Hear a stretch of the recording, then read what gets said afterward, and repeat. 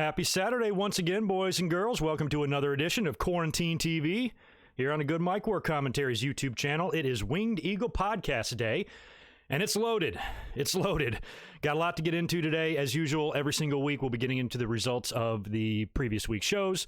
We'll talk about Raw, NXT, AEW, and last night's SmackDown. We'll get into some news and notes, which up until yesterday was relatively light. Some big news came down yesterday and some pretty serious allegations on a current NXT star, and one of the big ones, so that kind of sucks. We'll get into all that. We'll talk about some of the news and notes from WWE's quarter one earnings call that took place, I think, on Friday or Thursday. Can't remember when. And any other news tidbits going on out there, I've got all in my notes here, and we've got a pretty loaded podcast today. So hope you guys are doing well. Welcome, and thank you for joining me today. Already got 100 folks in here right off the bat. That's pretty cool. Oh, excuse me. Good to see you in here. McLean, Ben, Michael, Reese Jones. Good to see you, man. Danny Allmark, Big Mike, and John Martin, Dominique, Stone Cold, Bob, Michael Cuomo, Jet the Hawk, Daniel, Danny, John, Ian, Ernie, James. All right, we should have a fun audience in here today. The last couple of Winged Eagles have been pretty solid. And like I said, it's a pretty loaded show here. So we'll kind of shoot the shit and just kind of relax for a couple of minutes, let people gather in the chat and gather around and get their snacks and their beers and everything that they need and get ready to rock here. Kind of an interesting week on TV. You know, there's a couple of good moments, I think, in all the TV shows, and a few things definitely worth mentioning. And we've got some updated pay-per-view cards and things like that. But really, overall, like I've been saying every single week, I've really been struggling with these no-audience shows. You know, I'm trying my best to get behind them. Every now and then, they throw some things at us, both companies do, that are really good and enjoyable to watch. But for the most part, I just really, really miss the fans, and it's really hard for me to appreciate the shows as much without them. And I think that has got to be a big reason why we're seeing the decline in ratings, because I swear the only reason I'm really watching those is because of my YouTube channel. If I was a casual audience member, you know, if I was just an everyday fan that just watched wrestling sometimes, I probably wouldn't be watching right now. So I can see why things just suck. Even though people are home and there's not a lot of other content out, there's no sports and there's nothing to really watch, there's still a lot more options and a ton of options other than WWE. So I am not surprised at all that we've seen some of the ratings dips that we've seen in the past couple of weeks, because it is really hard to really get into these shows. You know, every now and then there's a great match and I can kind of forget that the crowd is not there and really appreciate the match. But for the most part, it's unavoidable. You just can't stop thinking about it's just in a building, you know, especially like when on Wednesday, you know, on NXT, you know, Adam Cole coming out and doing the Bebe chant. You know, it doesn't look right if there's nobody in the arena, you know, and there's all sorts of situations like that where having no audience, you know, you really took the audience for granted. We would always get on crowds sometimes for being dead and being disinterested and wrestlers getting no reaction, but it was still a hell of a lot better than what we're getting now. So really, that's the only part of the content watching for me that I found difficult, is just really trying to stay focused and you know, stay interested in the show when it's just, you know, such a shell of what we, you know, are used to and expect it to be. So yeah, but we got a lot to get into. We'll start with the news first, then we'll probably roll into just a little bit of Monday Night Raw, because we have to discuss the entire Nia Jax situation. It's been a whole week now, so we'll get into that a little bit. Then we'll cruise on into the Wednesday Night Wars and wrap things up with SmackDown and a Money in the Bank review. Or I'm sorry, updated card preview. What'd you guys think of the Triple H 25th anniversary? It's going to be like the last thing we talk about today, so I figured I'd at least mention it now here early. I kind of liked it. I thought it was really kind of fun the way they turned it into a rib, the way they turned it into a roast. Very kind of typical of Shawn and Triple H. You know, they do that to each other. They like to poke fun and rib each other kind of in a loving way. You saw the same thing at the Hall of Fame, you know, where Triple H, you know, kind of made fun of Shawn for various things like that. So this wasn't really surprising. The Vince stuff at the end was really weird and really awkward. And I got to tell you, man, Vince, he ain't looking too good. But we'll talk about that whole situation later on. I actually overall liked it, but there were still a few things I found really surprising and really weird. Could you imagine saying this sentence to yourself 3 years ago? Katie Vick was mentioned on the Fox network. Just imagine saying that exact same thing, you know, 3 to 5 years ago before, you know, this TV deal and everything. You know, Katie Vick is something that has been really Chris Benoit in the company. I mean, they don't talk about it at all, don't bring it up. And I think they instruct people not to bring it up. So for them to not only bring it up, but bring it up on SmackDown, on Fox, holy shit. So maybe if there is a casual viewer at home who doesn't usually watch wrestling and they said, I wonder who Katie Vick is. Let's Google it. And they see Triple H fucking a corpse. Or Kane, because I guess he was in a Kane mask. But anyway, I found that to be very interesting. We'll touch on it later. How Wheezy? Good to see you, broski. I'm glad you're here. Get the party started. Yeah, cheers to everybody. I'm drinking my high-octane Dasani purified water. Planning on getting toe up off this stuff. Now, taking it easy tonight because I don't want to have a buzz on all night and I got shit to do. Before we roll into the Patreon shout-outs and then get into the news, I do want to let you guys know and ask you a big favor. I have kicked in, or I've started back up doing the Patreon reviews. The tiers are available on the Patreon page. The link is in the description. You can go check that out for yourself if you want to inquire about that. And I released one the other day on, what did I do it? Yesterday.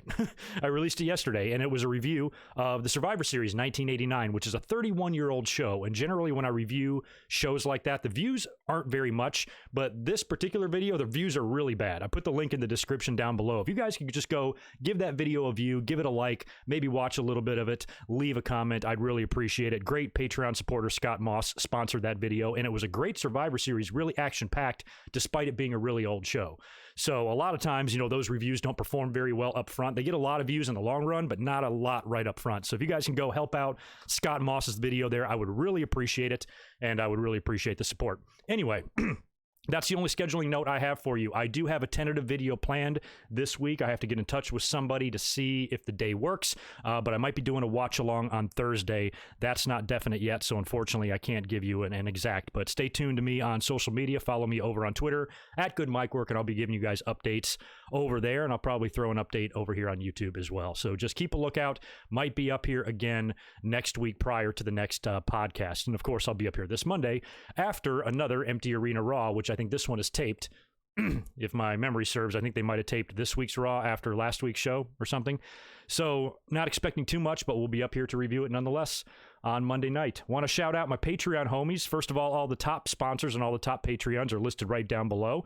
Everybody with a $10 or more a month pledge or $200 lifetime gets a permanent shout out in the description. So I want to thank all of them as well, along with Alex Reynolds and Barry MK400, Blake Moran, Brandon Yelverton, Claudio Clavedetcher, Damanian Elwell Sr., Daniel Rodriguez, Devlin Husband, one of my monkey wrenches in here, Glenn Warnicki. He is a new Patreon supporter. He's got a video coming up, by the way, in the next couple of weeks. Jimmy Anderson, Jordan Karg, John Riffle, John Rediford, Josiah Blevins, Keith Salyers, Kevin, Michael Cuomo, Michael Tong, Mr. Steve, Nathan Walker, Nick Musser, Reese Jones, Ryan Y, Scott Moss, Scotty Cura. You're a new one as well. I got to shout you out. Thank you for that. Steve and the Double Z TV. So thank you to all you guys for your support. The Patreon channel, or Patreon page, excuse me, is starting to get rolling a little bit, and that really helps the channel and really helps this thing grow. So I appreciate all your support, your eyes and your ears and your likes and all that good stuff. Make sure you cruise down below and make that little thumbs up. Turn it blue. Turn it from gray to blue. I really appreciate that. And with all that out of the way now, we'll get into the news. What should we start with? I think I know what you guys want me to start with. I think I know. I want to tread extremely lightly here on this first subject that we're going to discuss, because I had assumed yesterday when I read this, by the way, I see super chats rolling in. Once we get through this new first piece of news, I'll backtrack and I will answer these super chats from, where are you? From DM and Steve. Oh yeah, Steve Myers, good to see you. And from Taylor. So we'll knock those out in a second. We got to talk about this first piece of news that broke yesterday. Now, like I said, I was under the assumption, and I was almost happy because I was glad that this happened yesterday and not today, because I thought by the time we got to the podcast today, maybe some new info would come out and we'd have some more concrete facts to discuss here. So really all we can do is talk about the speculation. I'm not here to editorialize or give my opinions on whether or not he's guilty or whether or not I think you think he should be guilty. That's not what this is about. I really want to make that clear because I don't want my opinions to influence anybody else's opinions out there. That's not what this is about. All we're going to do is talk about these accusations and, if true, what that can mean. So you guys know by now, Velveteen Dream, yesterday it was released that apparently he had been hacked, or he had some nude pictures released. There was a Reddit user that posted on Reddit saying that, or posted a screenshot of a private conversation that she had with Velveteen through DMs on Instagram. I'm not even on the Instagram app, so I don't really know how it works. I really need to get on there, actually. So apparently he was having a conversation with this girl. They were sending each other pictures and talking shit to each other, and she posted a bunch of these screenshots and claimed she was only 17. So that's not good. And then after that, she went on to claim that two of her friends were also sent, inappropriate pictures by Velveteen Dream, and they were the ages 15 and 16. And they would go on to also reveal an audio recording of a voice saying, "What school do you go to?" Now, when you hear the voice, sounds like him. When you see the picture, I haven't seen the full picture. I've seen like cropped versions of it, and I guess his head is cropped out, but it's clearly him, right? So this isn't good if the underage thing is true, which I'm really hoping it's not, because I have been watching kind of the reporting of this, and most of the credible news sites that I go to are really kind of holding back on this too, maybe kind of a wait and see, more or less just discussing the allegations. Fightful did a really good article on this, and they even drug up a previous charge on Velveteen Dream, which we didn't even know about from last year. But in terms of this, it's all speculation right now. It's all like kind of one person's word. Velveteen Dream went on to respond on Twitter. He said, "Be assured I did not communicate inappropriately with anyone. A private photo of mine was shared without my consent or knowledge, and I am working with a third party to look into this matter." So I don't know who that third party is, but there's probably going to be some sort of an investigation on WWE's end. Now, if this turns out like what I'm hoping this is Velveteen, like so many others, like Seth Rollins, like Charlotte, like Paige. Remember that video I did a few years ago on Paige? I'm hoping it's a situation where they got hacked and their private photos were released. You know, even though that sucks, even though that's embarrassing, it's something that's so common now. I don't think it's going to affect Velveteen in one way or another in terms of his push or status or job in WWE. WWE tends to let that stuff go. It's their private photos. They have a right to do whatever they want in their private lives. If they get hacked, it's not really their fault. Now, what I'm hoping here is this is somebody that's trying to hurt him. This is somebody that's lying and making these things up. That's my hope as a wrestling fan, because, you know, there's no other way around this. If this turns out to be true, there's not going to be a suspension here or anything like that. He's going to be gone. So that's not what I want. This guy's the fucking future. So this sucks. If he's doing this, you know, and he's actually sending voice, you know, messages saying, "What school do you go to?" and shit, and it's been kind of proven that he's completely aware that they're underage, you know, then adios Velveteen Dream. But I would like to think that this is somebody that's trying to screw him over. You know, it kind of came out that, you know, none of us are really fans of Enzo, but it was really hard to believe that girl, you know, because she was really kind of cracked out. And I'm hoping this is a situation where it's some disgruntled crazy person trying to get this guy fired or trying to fuck up his life or something like that. I really hope it's a situation like that where he's being framed or set up or wrongly accused, you know. Or the other side of this, maybe he can go on to, if you know, if this is proven, maybe it's one of those things where he can say, "I didn't know they were underage," you know, because if that's not discussed in the messages, then, you know, maybe that's something he can claim and he can go on to deny this for the rest of his life. And then if you can't prove he's guilty, then, you know, you can't punish him. So I don't know. I just think that this is a horrible accusation here, and I'm really hoping it kind of gets washed up. I mean, he's pretty adamant about it, you know, on Twitter, said, "I'd assure you I did not communicate inappropriately." But I think we all know that it's no surprise that the WWE roster and pretty much everybody in the world are just a bunch of freaks. I mean, everybody's been caught doing something shady. I mean, this is like James Ellsworth category, though. You know, James Ellsworth being a, you know, dirty fucking pedophile. You got to absolutely bury those people. But other folks like Charlotte or Seth Rollins or even Paige, as fucked up as Paige's stuff was, you know, if her getting double teamed by two wrestlers and her banging dudes in the locker room and being jizzed on the NXT women's title, as fucked up as all of that was private, consensual situations between adults that as humans, we all have every right to do, kind of thing. And, you know, it's not like she posted the video of the belt being jizzed on her Instagram. Somebody hacked into her shit and, you know, all that. So like, how far can the punishments go when, you know, what you do behind closed doors is your business, and then that gets exposed? You know, can't really be punished for just living your life. However, when there's underage shit involved here, not only are we talking about somebody's career being over and probably being released from the company, or definitely being released from the company, you got to talk about potential criminal charges here, especially if there's enough evidence to prove this. He's got a lot more to worry about than just his job in WWE. So I'm inclined to take Dream at his word at the moment. You know, because if he's going to adamantly deny that, and if he's guilty, in his head, he has to know, fuck, I'm guilty. They got proof. I'm fucked. I don't know if he'd want to come out that strongly and say, I am innocent, when he knows it's going to come out that he's guilty in the end, and he's going to look like an even bigger liar here. So I'm really hoping, and I'm kind of leaning towards the possibility that this is only half as bad as it sounds, and he just got hacked, dick pic got leaked, somebody's trying to fuck up his life and make it worse, and it all blows over whenever. Or it could take the other turn, and later on this week, we could find out that it's worse, and we could see consequences on that. So whatever the situation here is, like I said, I'm not here to give any opinion on what I think. I don't really think yet one way or the other. I don't know. All I want is the facts. That's all I care about. You know, innocent until proven guilty, yes, but that can only go so far as well, because I've seen plenty of other instances in the past where somebody clearly does something wrong. They are 1,000,000% proven of that, and you still have people saying, well, let's wait for confirmation. I'm like, we kind of already have it, you know? Like, if you're on video or something like that, or it's irrefutable evidence, that's all I need, really. But all I want is facts. That's it. So once those come out, once we learn more about it, hopefully this is there was no wrongdoing on Velveteen's end, you know, because if he wants to be gross and bang a bunch of chicks, provided they're overage, that's his prerogative. He's a young man in excellent shape who is a star. This is what happens in wrestling. You know, there's been some pretty freaky shit that's taken place inside of hotel rooms in the last 50 years in professional wrestling, and probably a lot more underage shit than we would like to know about.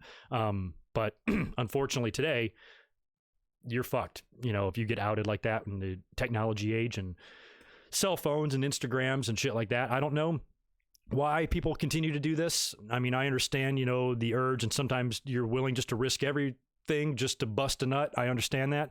But I still think that if I'm famous, I am being very careful about that. You know, you shouldn't have to worry about private photos being leaked. Excuse me. You shouldn't have to worry about that. But as someone who is in the public eye, that should be in the back of your mind, you know? And if you're going to take pictures of yourself or something like that, fucking be careful, because anybody can hack you. And then to send it to somebody, to send it to a complete stranger, that's just flat out nuts. And that's not something I recommend for anybody that has any sort of success or has any sort of a public following or celebrity status. You know, you're just asking for trouble there. So what I'm hoping is this is just a regular old thing. You know, he's sending dick pics to women, and everybody's overage, and it's all consensual. Who cares? No big deal. You know, we've had guys main eventing WrestleMania whose cocks are floating out around there on the internet. So it's not a big deal, provided nothing illegal was transpiring here. And like I said, we'll just have to wait and see. Now, I had mentioned Fightful.com earlier.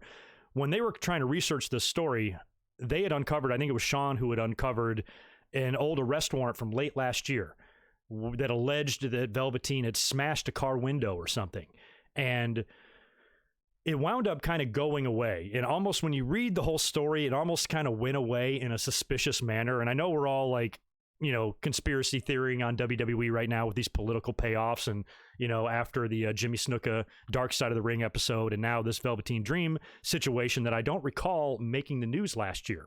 I don't recall hearing anything about it. So apparently there was an arrest warrant issued for Velveteen for allegedly smashing this gentleman named Edgar, I forget his last name, smashing the window in his car, but then the arrest warrant was recalled.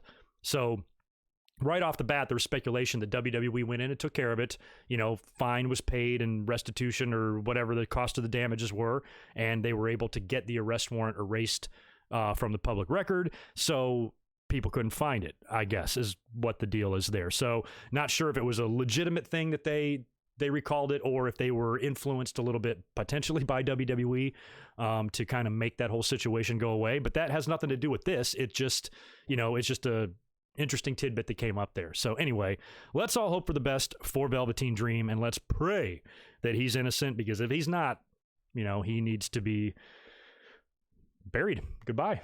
Anyway, let's go up here back to the chat. We'll answer a couple of super chats and say hello to a few more people, and then I'll move into my next piece of news, which is going to be WWE's conference call notes, their quarter one earnings for 2020. Few interesting tidbits coming out of that as well. I tried to listen to most of it, but I was mostly only interested in the main points, like, you know, like the ratings, the network subscribers, what WWE plans to do for Saudi Arabia, upcoming TV tapings, the future, WrestleMania, all that stuff. So we got a little bit of information on that we'll discuss here in a minute.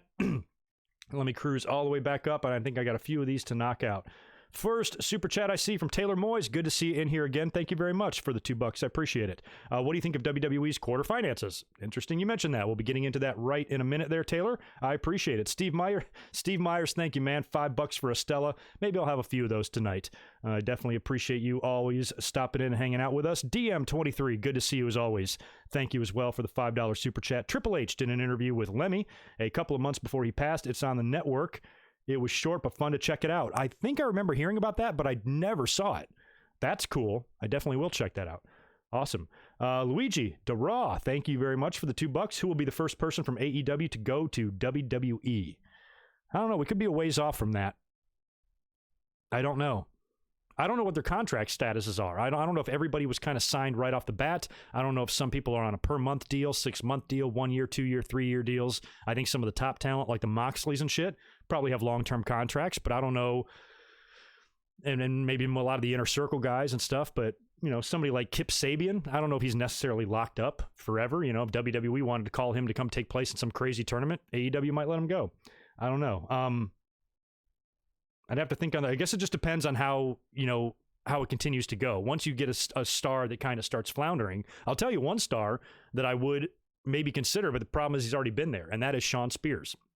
Because he left WWE, they were doing nothing with him. He got to AEW. Everybody thought he was going to be the next big thing, and he would finally be used to his potential. And he was put in a lot bigger feuds and a lot bigger matches, coming on the scene and attacking Cody Rhodes and had some pay-per-view matches and all that. But overall, he's had far more losses than wins, and the Tully Blanchard thing really didn't seem to be working out. Now he's looking for a tag team partner, and he seems like he's kind of on the decline. He's gone nowhere but down since the minute he got there. So it would have to be somebody like that, you know, where you just look at their trajectory upon coming into AEW and where they are, you know, and the people that have really not done a whole lot, you know, maybe they're the ones that can jump. But I still think anybody who's even in that position is still better off, you know, because prior to the pandemic, WWE had more talent than they know what to do with. So when you go there, even somebody like Kenny Omega could have been lost in the shuffle there. So if he can, anybody can. So I think if I'm in AEW, I'm staying there for a while. I'm milking that as long as I can, because it's easy, it's fun, much better atmosphere to work in than WWE, it sounds like, and probably a lot more chance for to make it, just because of the size of the talent roster that you're competing in.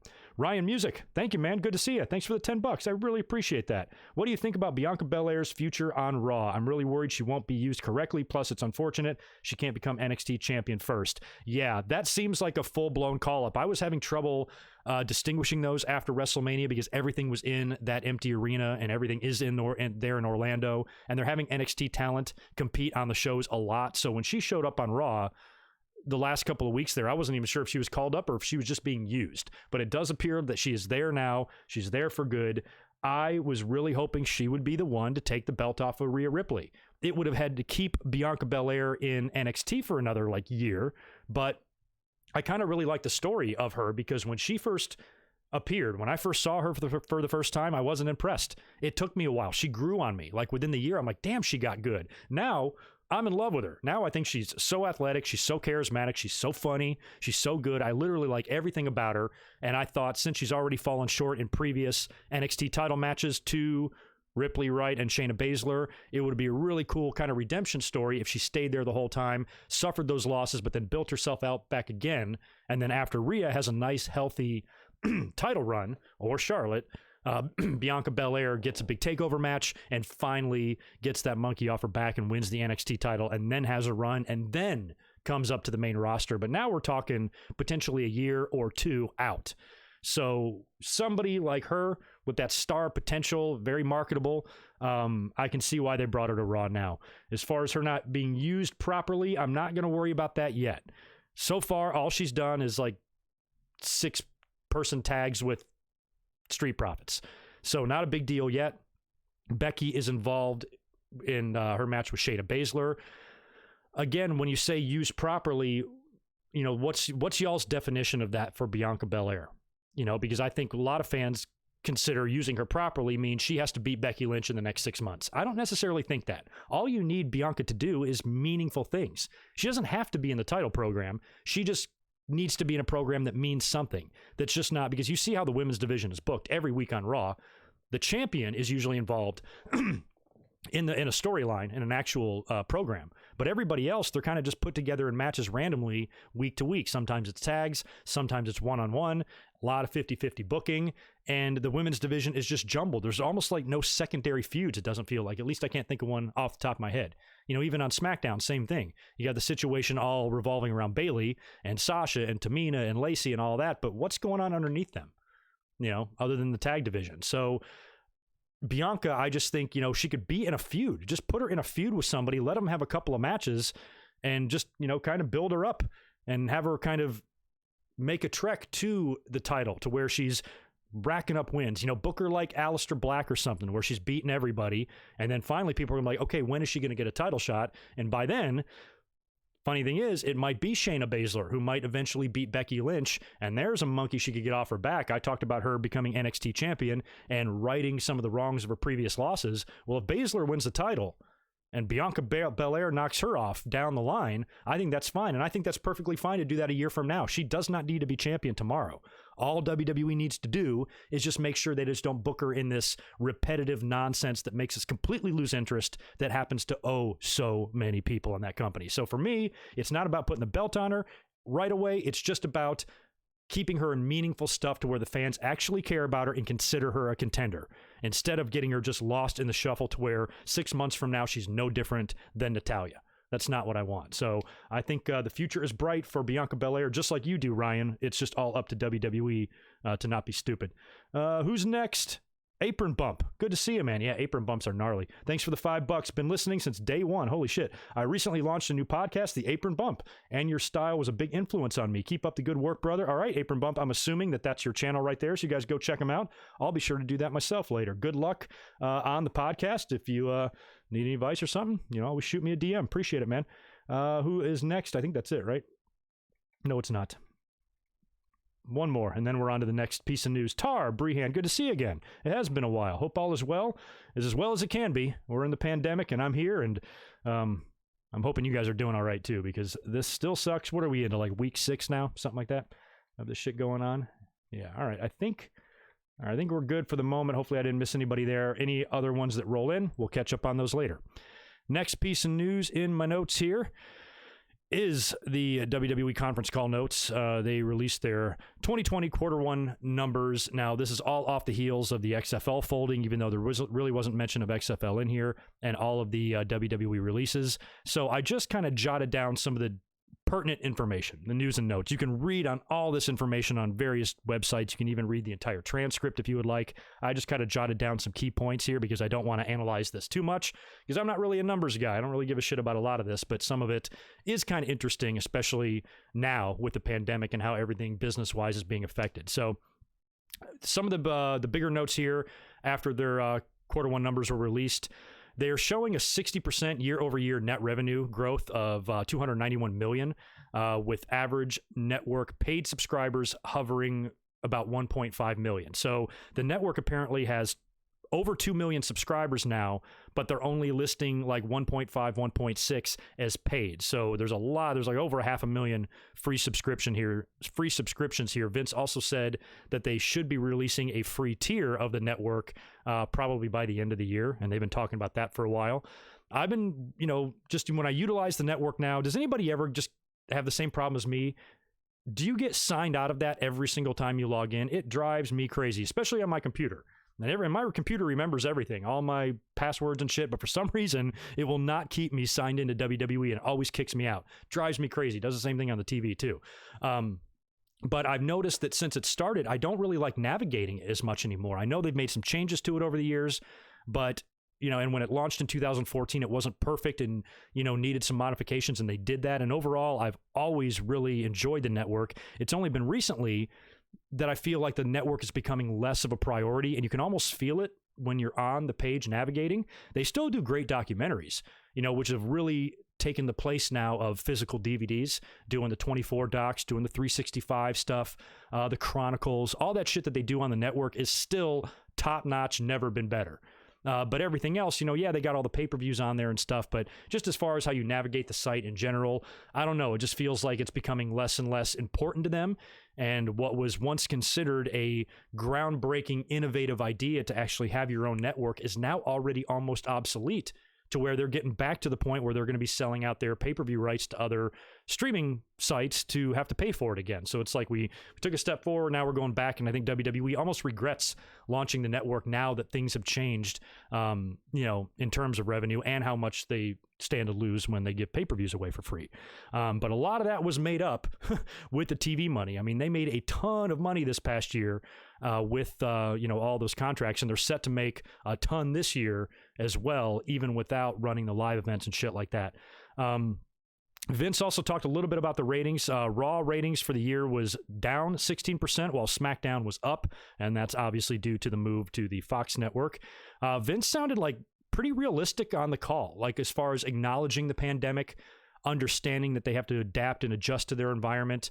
And for the narrative that's out there, a lot of fans, oh my God, he's just a completely batshit nuts, out of touch old man that doesn't even know what fucking day it is. That's not necessarily true. Vince has his problems, and there are certain facets of his personality that he certainly has when it comes to stuff like that, being out of touch and not knowing what the fuck's going on sometimes, but he's still not completely stupid. He's still a smart businessman who understands things. I think we have this picture of Vince painted in our head because it's really fun. It's really fun. Oh, Vince is just greedy, and he's the devil, and he's the worst fucking person in the world. And every single bad thing we see on TV is because of Vince McMahon, and if he would just die, everything would be better. That's a silly opinion to have, and it's not really true at all. And when you hear him kind of talk in this business manner here, he seems to be rolling with it. I mean, if I was Vince McMahon right now, everything going on with this pandemic would have me freaking out. I just folded the XFL. They filed for bankruptcy. I'm being sued. I'm not really appreciated very warmly in the spotlight in the public eye right now because of the shady shit going on with the TV tapings and how they've flim-flammed back and forth. Oh, that's trademark now. How they've flip-flopped back and forth between the idea of going live and going taped and all of that. And the fans and the public really don't appreciate him, and he's not getting any help either. When the fucking orange moron says, oh, the great Vince McMahon is going to lead us back to the promised land, like, Jesus Christ, that's not the endorsement you want right now. So Vince, for what we understand and what we think online, we just think he's just some crazy senile old man that's just losing his mind and flipping out and has a bad attitude and a bad temper, and he's on the warpath everywhere, and everybody's scared of him because he's damn near schizophrenic. When you hear him and you read what he says here, he really seems like he's not that clueless. He does have an understanding of what's going on. He's not dumb.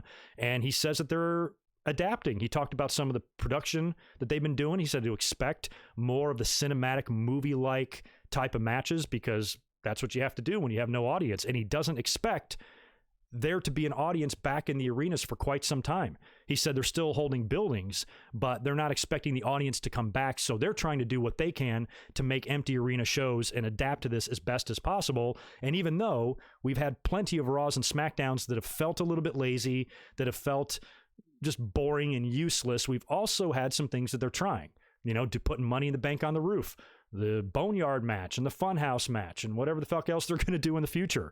Tommaso Ciampa and Gargano, different, even kind of promos are getting a little bit different here and there. So they're adjusting to that and trying, to do things to at least make the television watchable. And Vince talked about the decline in ratings and kind of brushed it off. He didn't seem to be that concerned about it. And he talked about exactly what I talked about at the beginning of the podcast here. And that is that fans are having trouble just watching it when it's an empty arena show. It's a different atmosphere. It's a different vibe. It's not the professional wrestling that we're used to. So, and that's my problem. I mean, I have a really tough time just fucking sitting through this show sometimes. I do a lot of fast forwarding, a lot of skipping, and I can appreciate the good matches for what they are, but, just with no audience, if it wasn't for this podcast, I probably wouldn't be watching. And so I think Vince understands that a lot of fans are just turned off. There's a pandemic. They might have their own problems in their lives right now. And if they are watching wrestling, it's probably tough to keep anyone, including wrestling fans, total interest throughout the show. So I was surprised that Vince is less worried about the ratings, and we didn't get some crazy story that he flipped out backstage. So from now on, we're going to go in this direction. Let's make a big change, and we have to get these ratings fixed by next week. He understands that this is just a weird ass situation. So I almost appreciated Vince McMahon's realistic tone, because that's kind of not what I expected from him. He says he expects the live event business to change dramatically, and who knows when they'll ever be able to pick that back up again. He says they also have states lined up if for any reason Florida falls through. That's another thing. There's been talk of like some political contributions there financially, so for them to kind of get the green light to produce in Florida. So if for some reason that falls through, according to Vince, they have a backup plan. He also says in terms of Saudi Arabia, we've been talking about Saudi Arabia and speculating on Saudi Arabia because they definitely will not get back there next year. Some fans even think WrestleMania will be there, and I say no way, that'll never happen. But we have been wondering what will happen to that contract and that money, because between USA, Fox, and Saudi Arabia, that is 90% of WWE's revenue. So they don't want to lose a chunk of it here. And since they're not going to be going there this year, what's going to happen? And Vince said that what they'll do is they'll add shows onto the back end of the deal. So, at the end of the contract, they can tack on a couple or more shows or whatever they owe them. They got there this year, right? They get there in February. Yeah, they got there right before WrestleMania, right? So really all they're supposed to do is be back there one more time this year. So if they don't go at all this year and it's a full another year before they go back there, or maybe even longer, apparently however many shows they owe him, they'll tack on to the end. It could be anywhere from one show to, I don't know, maybe even as many as 4 or 5, depending on how long this shit drags on and audience members are not allowed in arenas again. We'll see.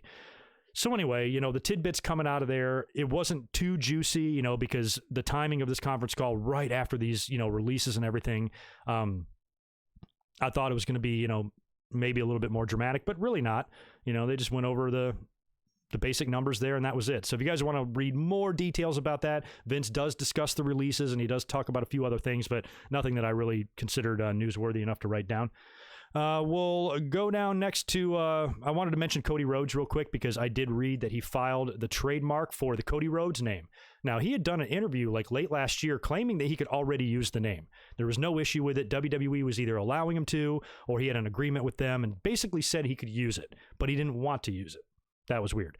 But that didn't stop him from filing the trademark the day after it expired with WWE. And with WWE's trademark, it expired a while ago, but then you get like a 6-month grace period. So they were notified like a year and a half ago that the trademark would be expiring. They didn't refile. The trademark expired, and then the 6-month grace period expired, and Cody filed for it the next day, which is good. That whole situation really kind of bothered me, because he should be able to use the Rhodes name. That's really fucked up that WWE would hold that and keep that from him. And I think that even though Cody's on the other side now, there's a certain amount of respect there that, Cody's saying that he could use the name. Maybe he could. Maybe WWE said you could use the name, but he chose just to stay away from it. Maybe he thought WWE would forget, or maybe WWE, when they got the notice to refile the trademark, they were like, no, let's let Cody have it.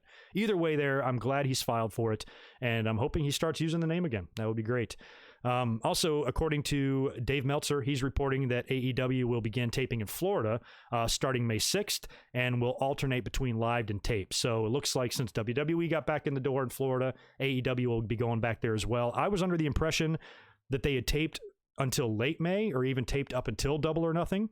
But apparently maybe May 6th is going to be the date that we might see some fresh content from AEW. They'll be back at Daly's place, and apparently Double or Nothing will take place there as well. That's kind of what we're hearing. So AEW is going to be, they're going to be facing the same criticisms. I hope the fans are fair about it, because we criticize the shit out of WWE. I don't think any fan really wants any wrestling to take place right now, because when you consider how we're all living our lives, our everyday lives, putting on a face mask to go out the door, and, the precautions you have to take going to the store, or going to get food, or going anywhere right now. And then we're watching this wrestling where, on AEW, you got people in the front row, you got people all over the place in both companies.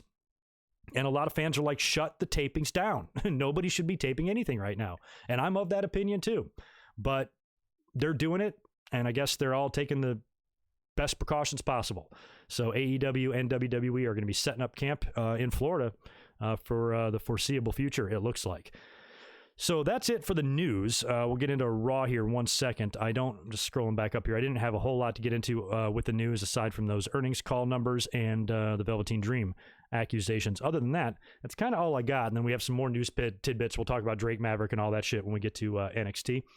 Let me see. Oh, we got a pretty good audience in here of 300 folkies. Guys, do me a favor and smash that thumbs up. Make that gray thumbs up. Turn it blue for me. I'd appreciate it. Who we got next in here? What's up, Michael Cuomo? Good to see you. Thank you for the $5.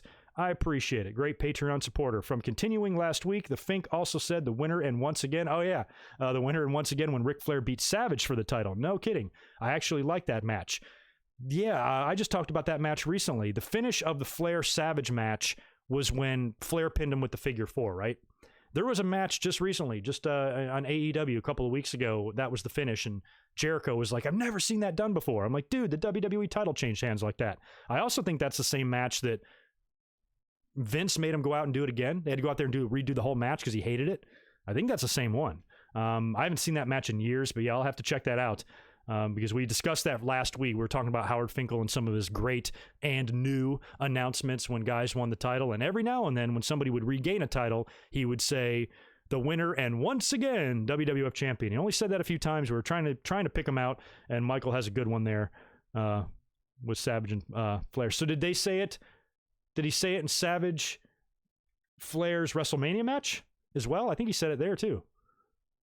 Interesting. It must have been a 92 thing for him.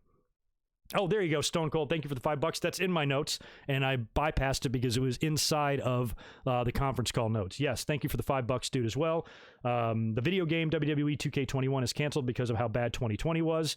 I don't know, Stone Cold, if that's the reason. I think it's that combined with the pandemic, and they certainly don't want to try to release a game when you probably can't. People aren't working and creating games and shit like that, and it's probably not possible to produce it anyway. But based on last year's horrific launch of that game and all of the, the glitches and shit like that. And like I said, I've said a million times, I'm not a modern gamer, but I really got a kick out of looking those up and seeing them on YouTube and seeing them on Twitter, all the crazy shit you could do with that game. And I'm like, why is there another game every year that costs the same amount? Why do people buy this shit? Don't even understand it anyway. I'm glad that they're skipping this year because it seemed like last year people really wasted their money, and there's not a reason to do that now. But I would, if I had to guess with knowing no knowledge of the situation other than the game is officially canceled, I would guess it's a combination of not only did last year's game suck, but, we're in the middle of a pandemic and they might not be able to make it anyway.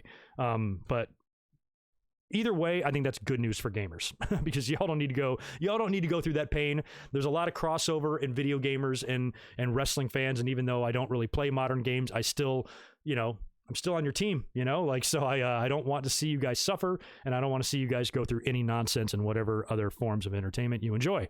So yeah, fuck that game. We got to talk about Raw, but we're not going to talk about much Raw. We're only going to talk about one thing.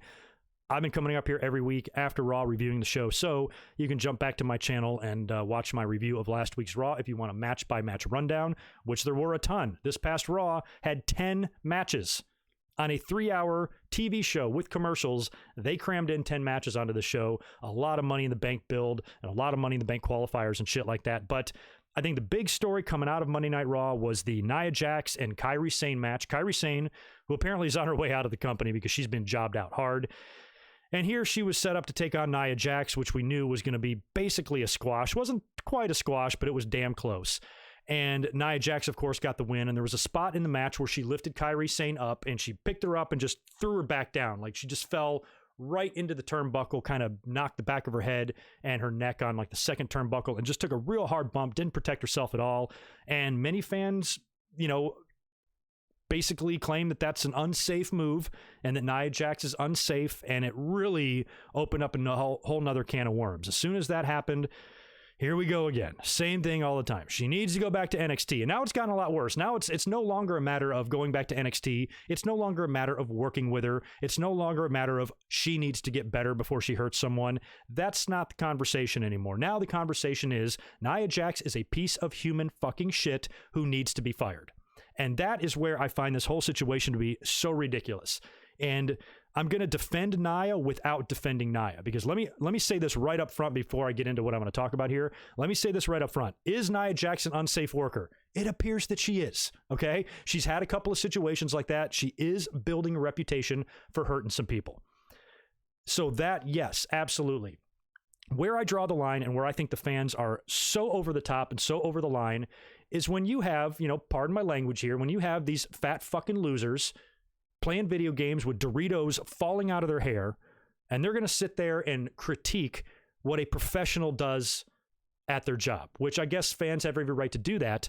But this insistence, this assertion, this horrible attitude that you see online that say she must be fired, I think that is so fucked up, and it's so transparent as to the fans' biases. You know, let's take what Nia Jax did. Let's take the last like 2 or 3 botches that she's had, and let's take Nia Jax out of the equation, and let's make it Cedric Alexander, except he's in the ring with men. Cedric Alexander's not beating the shit out of Kairi Sane. Let's just say that Cedric Alexander, over the course of a year, has like 3 kind of bad botches. In your heart of hearts, do you think anybody, including yourselves, would go on Twitter and demand that Cedric Alexander be fired, call him a piece of shit, and treat him the way the fans treat Nia Jax? She's a very hateable person, because after she did the botch, she went online and kind of not bragged about it, but just kind of stayed in her heel persona and be like, Kairi, if Kairi wants to do something about it, she's welcome to. I'd like to see Ronda Rousey try. Just talking shit, just stirring the pot. She knows exactly what she's doing. You know, these fans are being played like fucking puppets. You know, she botched it, and now she's going to rub it in the fans' face just to get them all upset. So I understand that she's probably feeding into that a little bit, but even before she responded, you had fans that wanted this woman's head on a stick. And I'm like, okay, we're not wrong making the observation that Nia Jax appears to kind of be a little reckless from time to time. But still, what I need personally, when it comes to Nia Jax, I need an expert opinion from people who've been in the ring. There are a million podcasts out there that are hosted by wrestlers. This doesn't have to be anybody working for WWE. If it's one of Nia's peers in WWE, which people say, oh, well, they're not going to speak up. She's The Rock's cousin. Fuck that shit. The Rock's cousin. That doesn't mean shit. If you saw, there's plenty of second generation stars in the company that don't get pushed purely because of who they are. You still have to be good. There's plenty of second generation or family members in wrestling that have never made it amount to anything. Curtis Axel and Bo Dallas and fucking Ted DiBiase Jr. And the list goes on and on. There's plenty of examples to where you don't always make it. So sometimes you actually have to be good. And Nia Jax, what she has is a very unique look. There's nobody, it says it right there in her stupid cheesy ass fucking theme song. She's not like most girls. You don't see a whole lot of 300 plus pounders roaming around there in the women's division. We've only had a few. The fucking Aja Kongs and, not even, Bull Nakano wasn't even that big. Awesome Kong and Aja Kong and Nia Jax and only a few others, so she really stands out in terms of, her size, and that she's not that same type of female wrestler that WWE goes after, and she's probably an inspiration to a lot of plus size women out there that, want to do things, and she goes out there and proves that she can do them. So basically, it's not that I'm disagreeing with the fact that she's dangerous in the ring. I'm disagreeing with how the fans go about it, because they're clearly showing a bias towards her. It's like Baron Corbin. They just don't like her. So what happens is their judgment gets clouded, and instead of thinking with your head, you're thinking with your heart. And if this is any other wrestler that doesn't have the same type of heat that Nia Jax does, if they do 3 botches in the course of a year, I would think that a lot of fans would probably be like, damn, Cedric, you need to be careful. Damn, Cedric, what the fuck? You hurt somebody else. Damn, Cedric, maybe you should, watch what you're doing in there, or just get better, or whatever. Nobody's going to be calling for Cedric's head on a stick. They're only doing it because it's Nia and they don't like her. And I have no respect for the fans' opinion like that. And I've said this countless times throughout the years. When it comes to, the anger is for amateurs. I've said it before. Anger is the anti-poon. You will never get laid with an attitude like that. And if you're screaming and yelling and demanding that somebody lose their job and get fired and their livelihood be completely gutted, because she threw somebody down with a power bomb, you are not qualified to make that call. You know who is? The WWE trainers, the WWE agents, Triple H, Vince McMahon, any of Nia's peers who gather around and say, look, we need to collectively get together and go complain to management. That way it's not on one person's shoulders. We need to get together as a group and say, hey, management, Triple H, we think Nia Jax needs a couple of months in NXT. I need to hear some of the WWE shill podcast people, the Bubba Ray Dudleys, the Mark Henrys. Give me some other podcasts out there that have wrestlers hosting them. Let me hear it from Chris Jericho's mouth. Anybody, Stone Cold Steve Austin's mouth. Anybody out there that does that for a living, that is qualified enough to make that actual observation and say Nia Jax needs to be fired. A 21-year-old fucking unemployed loser cannot make that call in my mind. It has to come from a professional, and that's who I need to hear it from. And I'm sure there probably will be people out there doing it, but you're not seeing her name trashed by wrestlers. You're seeing her name trashed by wrestling fans. And what does that tell you? You know, does that tell you that Nia Jax is the worst fucking wrestler to ever step foot in the ring? No. It tells you that Nia Jax makes mistakes like all wrestlers do. However, hers are just judged a lot harsher because there's plenty of other people that botch shit all the time. Now, Nia, I said this last time when she fucked up too, because the fans are always so angry. What they want is her to go like directly to NXT. She should be sent down to NXT. And I'm like, you know, there's other ways to do that. I think that's just really fun to say. It's fun to say fire her. It's fun to say send her back to developmental. But you can work on your in-ring game without sending her back to developmental. You know, what's wrong with sending her to the PC during the week to work out? This is before the pandemic. You know, when they're on the road, I'll just send her down, you know, make her spend a few weekdays in Orlando for a month. 3 days a week down there working out for a month, try to clean up some of the issues that she has. Or, you know, she gets in the ring prior to Raw or prior to live events for an hour and works out in the ring before every show. And they just work with her, with a trainer or something like that. You need to work on these things. We've noticed these problems. You've hurt 3 people, and now we need to, you know, adjust. And as fans, we don't know if those things take place.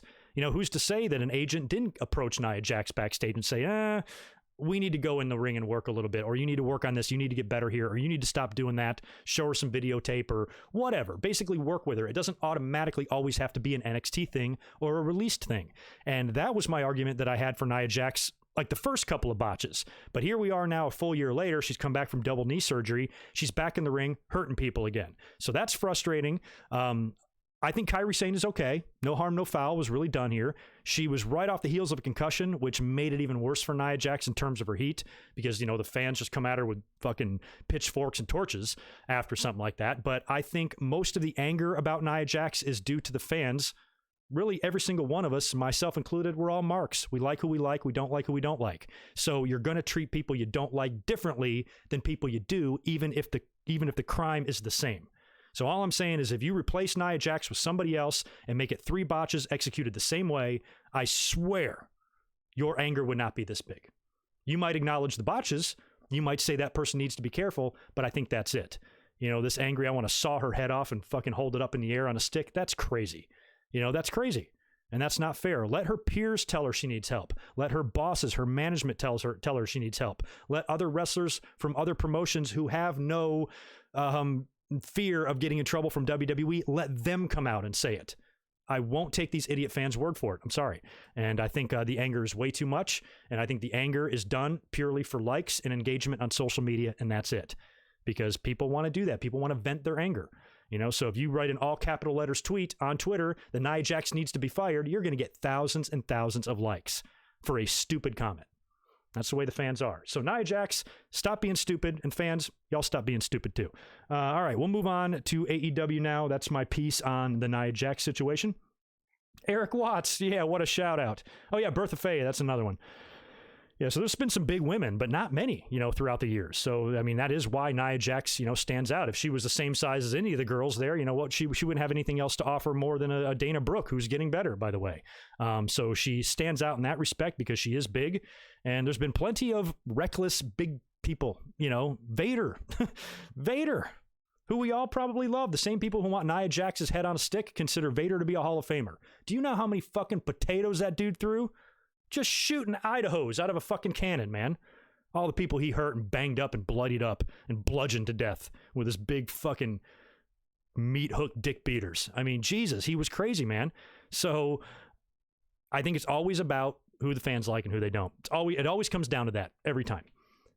It's as consistent as gravity. All right, I didn't miss any other supas. No, we're good. All right, let's move on to, should I talk about NXT or talk about AEW? Let's talk about AEW, I guess. AEW. All right, so we're going to start off with Sammy Guevara taking on Darby Allin. I have to admit, got this completely wrong. I saw their names in the brackets against each other in the TNT Championship Tournament because Darby has pretty much owned Sammy in their previous encounters. I think they wrestled once. I know at Revolution. I kind of thought here, considering Cody won his first match and the winner of this faces him, I thought Cody slaughtering a Inner Circle member would be better in the semifinals on his road to the finals to obviously probably take on Lance Archer. But I was wrong. Darby Allin picked up the win here. This was a good match. Wasn't as crazy as the Revolution match, but a couple of really sick spots here. The ladder spot on the outside of the ring was really bad. They bridged a ladder across the ring apron and the barricade, but the problem is it wasn't a very long gap, and it wasn't one of WWE's wooden ladders that was spray painted silver. It was a real actual metal ladder that wasn't even one of those long ones. It was like a normal one, just the one you'd buy at fucking Home Depot. And then they bridge it across the apron, but the bridge isn't that wide. You know, and these aren't 300-pounders doing this move. These are a couple of little guys. So Sammy places Darby on the ladder and then does like a top rope splash onto the ladder. And of course, the ladder doesn't give an inch. Doesn't even come close to breaking. Those two guys bounced right off the ladder. So that was really horrible. Sammy Guevara also appears to have either a bloody mouth or a bloody tooth. I think Darby Allin is bleeding a little bit as well. So it was a pretty kind of brutal match, but still really good. In the end, Darby Allin won with the, what's his move called? The Last Supper. It's that like kind of little grapevine leg pin that he did here and got the pin on Sammy Guevara. And I'm a pretty big Sammy Guevara fan. I love this feud between the two because I feel like these guys are such a natural rivalry. Because of who they are. They're the same size, same working style, both very impressive. Darby's kind of like the darker, you know, type of character, kind of the enigma, Jeff Hardy-ish, where Sammy is, you know, he's very bubblegum and he's very pop culture and he likes to TikTok and he likes to do all that shit. Very superficial, you know, kind of guy, very shallow type of guy, worried about his selfies and his image and, you know, fucking the ladies, where Darby is just a, you know, a little bit more rock and roll.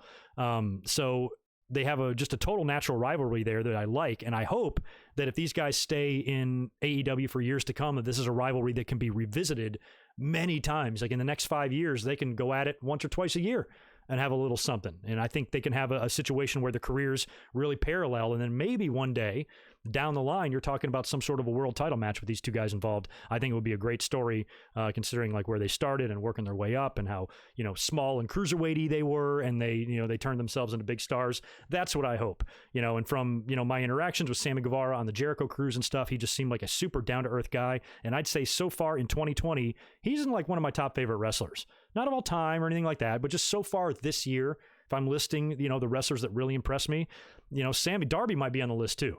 But Sammy is just, I just think he's got a lot of potential. I just really like the kid.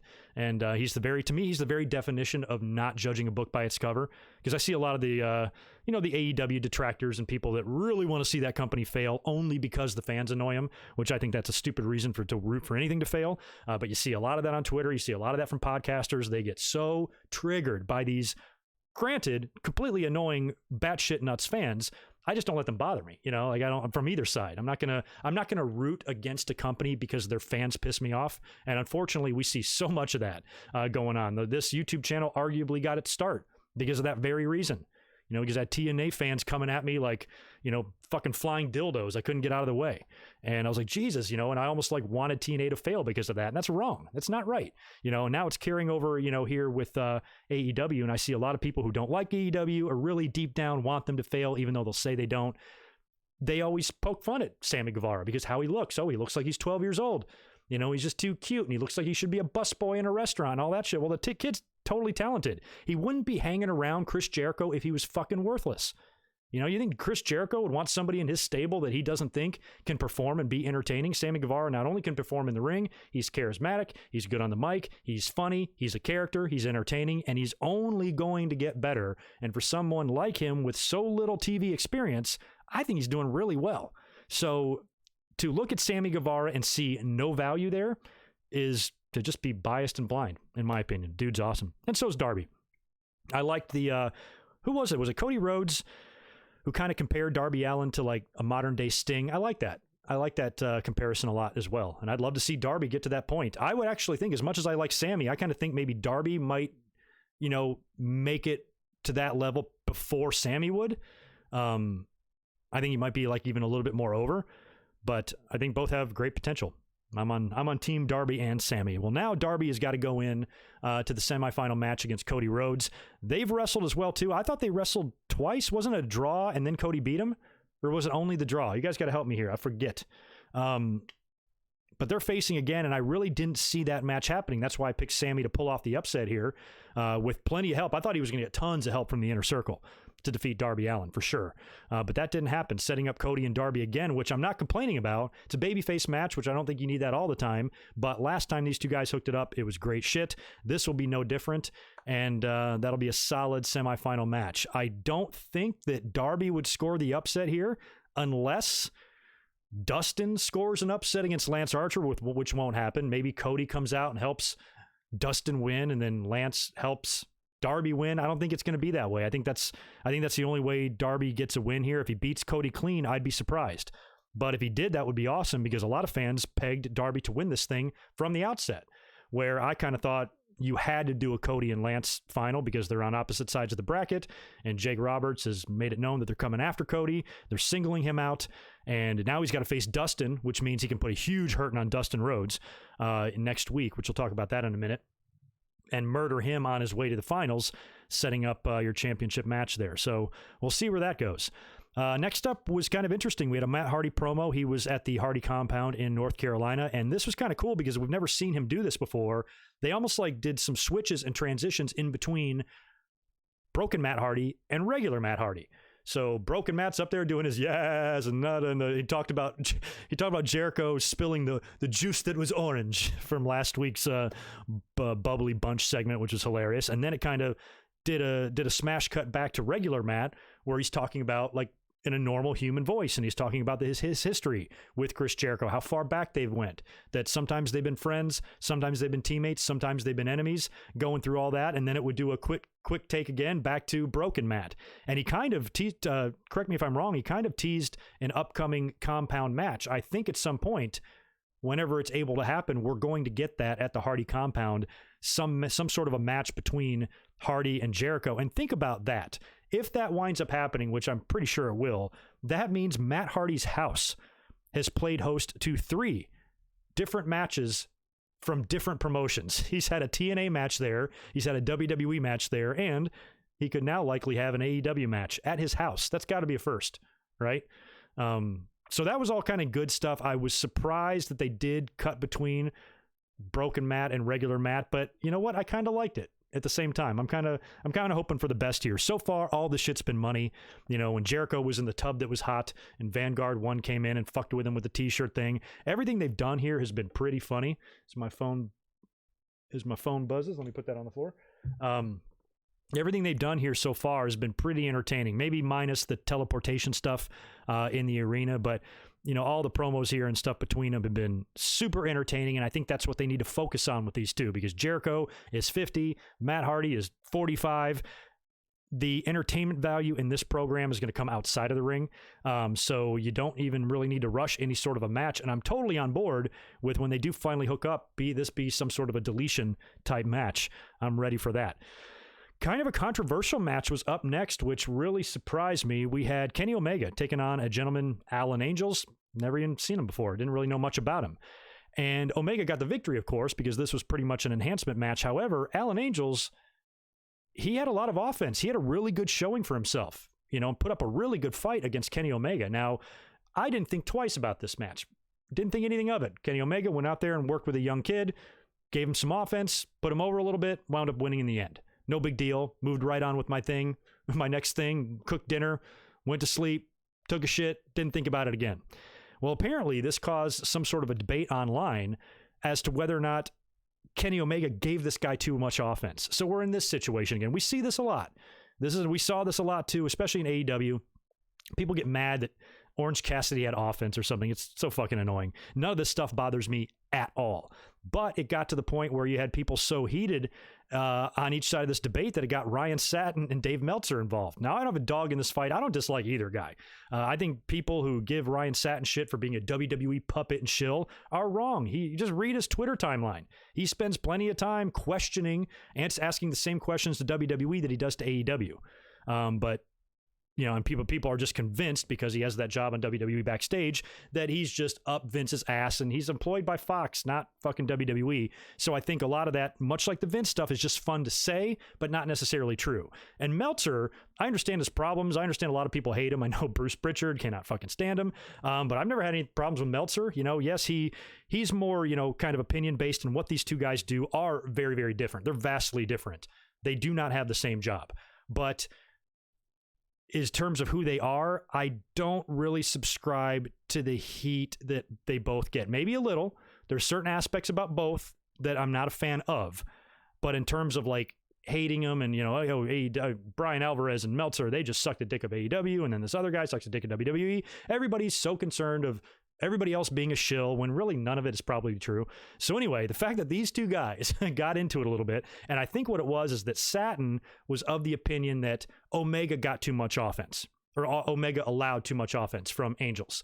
And Meltzer said, no, he didn't.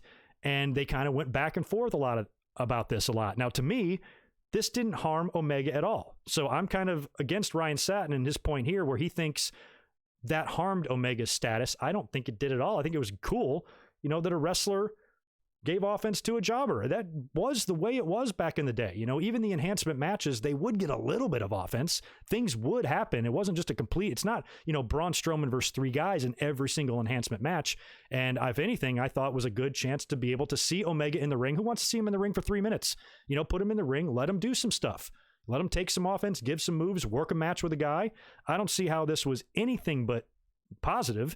It was a strong showing for Alan Angels. If he ever makes it anywhere in wrestling, he can look back on this and say, wow, that early match in my career that I had with Kenny Omega really helped get my confidence up, really helped get me on the map, really got my name talking. That kid's name was, on Twitter a lot after that match because of this. It gave him buzz. And to me, it was a situation where it doesn't do anything, doesn't do a goddamn thing to harm one single testicle hair on Kenny Omega. And I don't understand Ryan's opinion there. And I hate to side with Meltzer, but in this particular argument, and considering I don't have a dog in this fight, and considering that I don't dislike either guy, I'm with Meltzer on this one. That's all I'm saying. So anyway, the Omega and Alan Angels match I thought was fine. I thought it was great. No issue with it. And I think fans need to stop nitpicking about shit. Speaking of nitpicking, another guy that endures a lot of criticism is Orange Cassidy. He took on Jimmy Havoc. Now, Jimmy Havoc's been on Dark a lot. Haven't seen him much on TV until recently. He's been aligning with Kip Sabian and Penelope Ford. So they had a match here. Jimmy Havoc dominates most of the match because Orange Cassidy doesn't give a fuck, and he just beats the crap out of him for a long time. Orange Cassidy finally makes a comeback. We have Penelope, Kip Sabian, and the Best Friends all getting involved here, and despite all of the interference from Sabian and Penelope especially, Orange Cassidy is able to roll up Jimmy Havoc and get a quick, I suppose, upset win over him. And then after the match, they jump back in the ring, beat the shit out of Orange Cassidy before running away. So Orange Cassidy picked up a big win on Dynamite. That was cool. We had MJF providing an update for us. It looked like he was in front of, I don't know if it was his house or a house. I don't know where the hell he was. But he acknowledged the big crisis that we're all enduring right now as a world, and as a nation, and as a complete world here. We all have to endure this horrible tragedy and really change our lives every day because we don't get to see MJF in the ring. Here we are, millions of us, billions of us on this world, and we are handcuffed, and we are suffering and being tortured with no MJF in-ring action. It's a shame. It's a shame. But luckily, he says he's going to be back better than ever. There was some speculation that he has to have surgery. He didn't really say that in the promo here. He basically just said that he's going to be back. He said that he broke a pinky finger nail, or he has a hangnail on his pinky finger because he gambled too hard a few weeks ago on Dynamite. And that's sad. Hopefully that won't require surgery on that hangnail. He's got his arm in a sling and the whole deal, and says he'll be back. So in terms of when it will be, he didn't really allude to that. I'd be fine with keeping MJF off TV for a little while, but he's a guy that has value even if he's injured, because he's, his value is with his mouth. So even if he has to have surgery, you don't necessarily have to keep him off TV. He can still either be providing updates like that. This was sort of reminiscent of RNN, Randy News Network or whatever, when he had his broken shit back in 2003 or whenever. It was kind of like that. So if they do similar situations like that where MJF kind of updates on us on his progress, or if he gets in the ring and just talks shit to people, that's all you really need. So it sucks that MJF is hurt. I hope it's not as bad as what they're reporting with the surgery, and I'm hoping he's just out for several weeks or maybe a couple of months, but he continues to have a presence on TV, whether it be from home via satellite in a taped interview, or if he shows up at the arena and cuts a promo in the ring. Either way, it'll be entertaining, and I'm sure he'll be back better than ever. We had Wardlow. I know he's wrestled a couple of times on Dynamite, but the only match I've ever seen Wardlow in was his debut against Cody Rhodes in the cage, where he was super impressive. And I became a Wardlow fan because I remember when he first came on the scene, I was under the assumption that he was going to suck in the ring, that he was going to be completely worthless because he's so big. He looks like Roman Reigns. He looks like a guy that Vince McMahon would want to take and make the face of the company. So the fact that AEW's got him makes me wonder what's wrong with him. You know what I mean? Like, I'm like, if WWE didn't keep him, like, what's the downside here? Like, what can he not do? He can do a lot. He's a big, giant beast of a man who was extremely impressive in a TV debut match against a professional like Cody Rhodes in a cage. That right there should be enough to earn that guy's respect amongst the fans, because when you take his level of experience, his age, and how much he's done so far and put him on that stage in that type of match, for him to come through and actually perform, you know, that was impressive. That was impressive to me a lot, to the point where I even DM'd him on Twitter and like just said, dude, really, really good debut. That was super impressive. I didn't let him know that I thought he was going to suck. I think I was just so surprised by how good he was. I was like, huh. You know, he could be their version of Roman Reigns. If he breaks away from MJF one day, they'll do that. They'll do the Diesel-Shawn split with them. You know they will. MJF will get pissed, slap him in the face. Wardlow will snap, destroy MJF, tear his clothes off. Now he's a monster, ass-kicking babyface. That'll happen one day. And this was kind of another tune-up for him. He went in there and completely destroyed a gentleman by the name of Lee Johnson, fucked him up pretty good and won the match. And that was that. So I am still on Team Wardlow so far. He's been super impressive. And I think, you know, there's things about him that can be improved upon too. Once he gets in the ring more and once he gets established more, he can do things with his character or his look, you know, and things like that will get better. I think so far he's fucking pretty much money. Good for him. We had the Dark Order getting a new member. You had Brody Lee basically like interviewing somebody. The name of this guy is Preston Vance, and he's now going to be the 10th member of the Dark Order or something like that. So don't know the significance of him because most of the members, not all, but a lot of the members of the Dark Order, I'm not even sure their identities. So they're just out there in masks. So they made a big deal about this guy. He's a new member. After that, Brody Lee went into the ring to squash Justin Law. We had another Bubbly Bunch segment. This was really fun last week. This week was no different. Now, apparently Chris Jericho has created this Flim Flam thing, which is kind of like a knockoff of TikTok. And he even went as far as to file a trademark for Flim Flam. So I don't dance and I don't flim flam. So unfortunately, I'm not going to partake in Jericho's little contest there where he wants people to send in a dance, but then he goes, we'll put the music and the effects in. So he just wants us to dance around to no fucking music, I guess, which I'm not doing. So if you guys do a flim flam, let me know how it goes. Bubbly Bunch was still fun. I like that they're just kind of goofing off. I mean, it's not really DX in a way, but I like the fact that these guys are heels. You know, these are dirty, vicious, chicken shit heels when they're in the ring, but they're also, you know, a bunch of guys that just kind of goof off and have fun outside of the ring. It is a little bit DX, NWO-ish to it, but to me, it's fun and it's entertaining, and it's not diminishing them at all as heels. It's just a bunch of guys goofing off and having a good time, and that's what wrestling's about, being entertaining. So the first couple of weeks of the Bubbly Bunch I've really enjoyed. And the main event finally was Dustin Rhodes taking on Kip Sabian. This was a TNT Championship tournament match. Dustin Rhodes earlier in the week, I guess they had recorded some phone call he had with Cody Rhodes or something, and basically said that if he cannot beat Kip Sabian on Wednesday, that he'll retire. So he kind of had his career on the line here, which we knew he wasn't going to lose this. You know, Dustin Rhodes has to face Lance Archer. That absolutely has to be the case here. And I'm also assuming that when Dustin Rhodes said, if I cannot beat Kip Sabian, I'll retire, I'm hoping that was just for this match, because I don't think he's winning the next one. So I don't think Rhodes said, if I don't win the championship, I'm going to retire. Because if that was the case, then his retirement match could very well come up against his brother, if he were to make it that far. So I don't think the retirement thing is going to be an issue whenever the Rhodes and Archer match is. I don't know if it's next week or not. I think it might be, or maybe not. I don't know. I don't know when those two matches are going to take place, if they'll spread them out or if they'll both take place on one show. But whenever that match happens, I think not only will Dustin get beat, I think he'll be like assaulted. I think he'll be really seriously injured in the match, maybe bloodied up or something like that, to really add fuel to the fire with Cody Rhodes. And then if you get to the main event, if Cody does in fact defeat Darby, goes into the finals to face Lance Archer for the title, what do you do there? Do you beat Archer right when he's come in with Jake as this big, monster? Assuming Jake gets back on TV at some point. He's quarantined at DDP's house last I saw. But if you eventually get back to that, do you want to beat Lance? But also, do you want to beat Cody? Not only did he lose his chance at the AEW title, as per stipulation of the match, he cannot get another title shot again. So now he's in the finals of this tournament and he can't even win this. So I don't know. Who do you put over here? I'm inclined to say put over Archer, because Cody, he's Triple H. Cody can be on top. Wins or losses isn't going to mean anything to Cody. You can't bury Cody. Even if he loses here, you can't bury him. Cody could go in that ring and lose completely clean to Lance Archer and 6 months from now defeat Jon Moxley for the AEW title.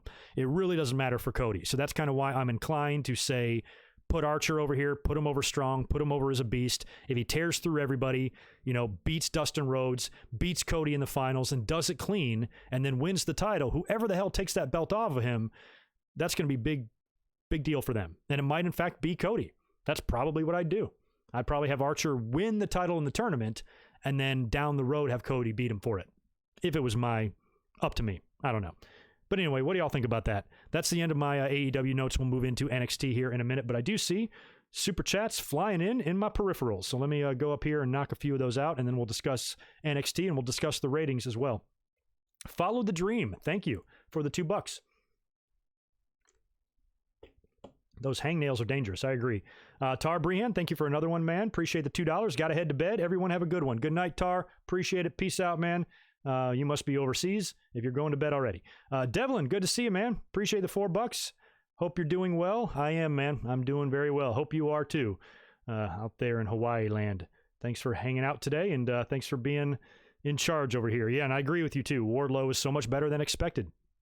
I said prior to the Cody match on this very podcast, I'm like, this guy's going to suck. And he didn't suck. And I'm so happy he didn't. I'm a Wardlow fan. Okay, Fabe, good to see you guys. Run over to OK Fabe's channel right now. Give him a subscription if you have not yet already. Check out his podcast. Check out his stuff. He's good people and always has really good insight, and he probably knows the NXT scene a lot better than me. And that's what we're going to get into next. We're going to talk about NXT. Also, I want to talk about the ratings. NXT did lose after winning a couple of weeks here in a row by a very small margin. AEW bested them this week. 731,000 viewers for AEW and 665,000 viewers for NXT. But was AEW the better show? I'll tell you in a minute. We're going to talk about the NXT results first. First up, we started off with some disappointment. I was under the impression that this week on NXT, we were getting Velveteen Dream versus Finn Balor. I was really looking forward to that match. Now, what appears to have happened here is WWE just changed their mind, because there was no way you were going to be able to do that match without doing a shit finish, especially with Balor feuding with the Imperium right now, Dream feuding with the Undisputed Era. 10 people were going to get involved in that at some point. And that was going to probably turn out to be a schmoz. Otherwise, you would have to beat one of these guys, which I don't think WWE wanted to do either. So the match was basically called off, and WWE explained it in a way that, like, Finn Balor, there was some sort of a commotion, there was some sort of incident. Basically, they just said, sorry, some sort of incident, as Matt Hardy would say. There was something happened. That's all they said. They basically were like, something happened to Finn.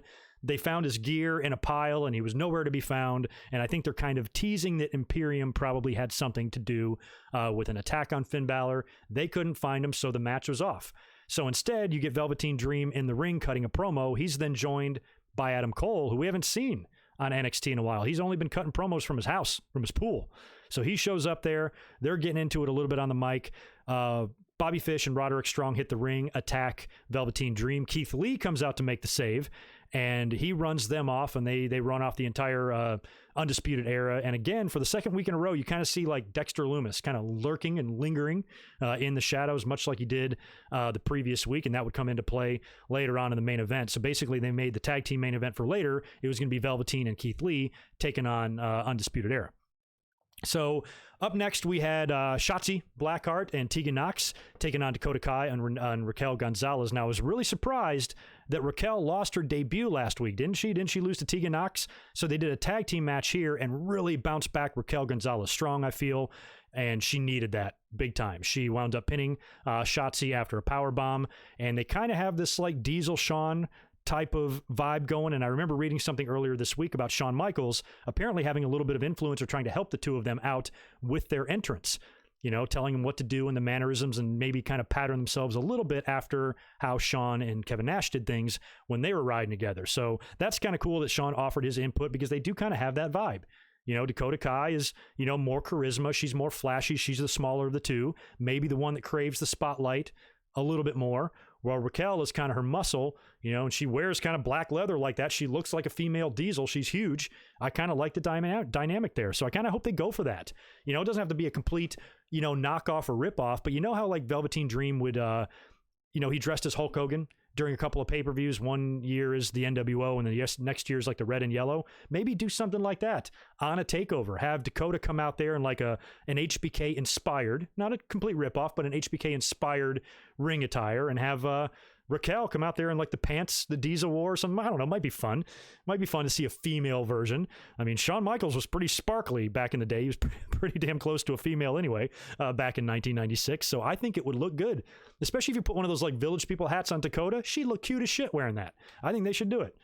Diesel and Shawn resurrected in the form of Raquel Gonzalez and Dakota Kai. I'd be into that. All right. Let's talk about the Drakester. Drake Maverick. He was one of the names released on April 15th with the massive amount of people, the backstage workers, the office employees, agents, and a massive amount of wrestlers were all let go a couple of weeks ago. And Drake Maverick, however, was already advertised for the interim Cruiserweight Championship tournament. He was going to be involved in that round robin tournament, and then they released him. So now they're kind of running a story that's tying in his release. And already right up front, I'm all kinds of uncomfortable about this because I don't think this is really what you want to do. You don't want to make this a regular thing because as it's reported right now, Drake Maverick is still released. At least that's the word on the street, because based on what we saw on NXT, I was under the assumption they must have brought him back because they brought Sarah Logan back. They fired her, but mentioned her 75 times on Monday Night Raw. She's clearly back. So now that they have Drake Maverick out there, and making a storyline out of his release, I don't think that's what you want to do.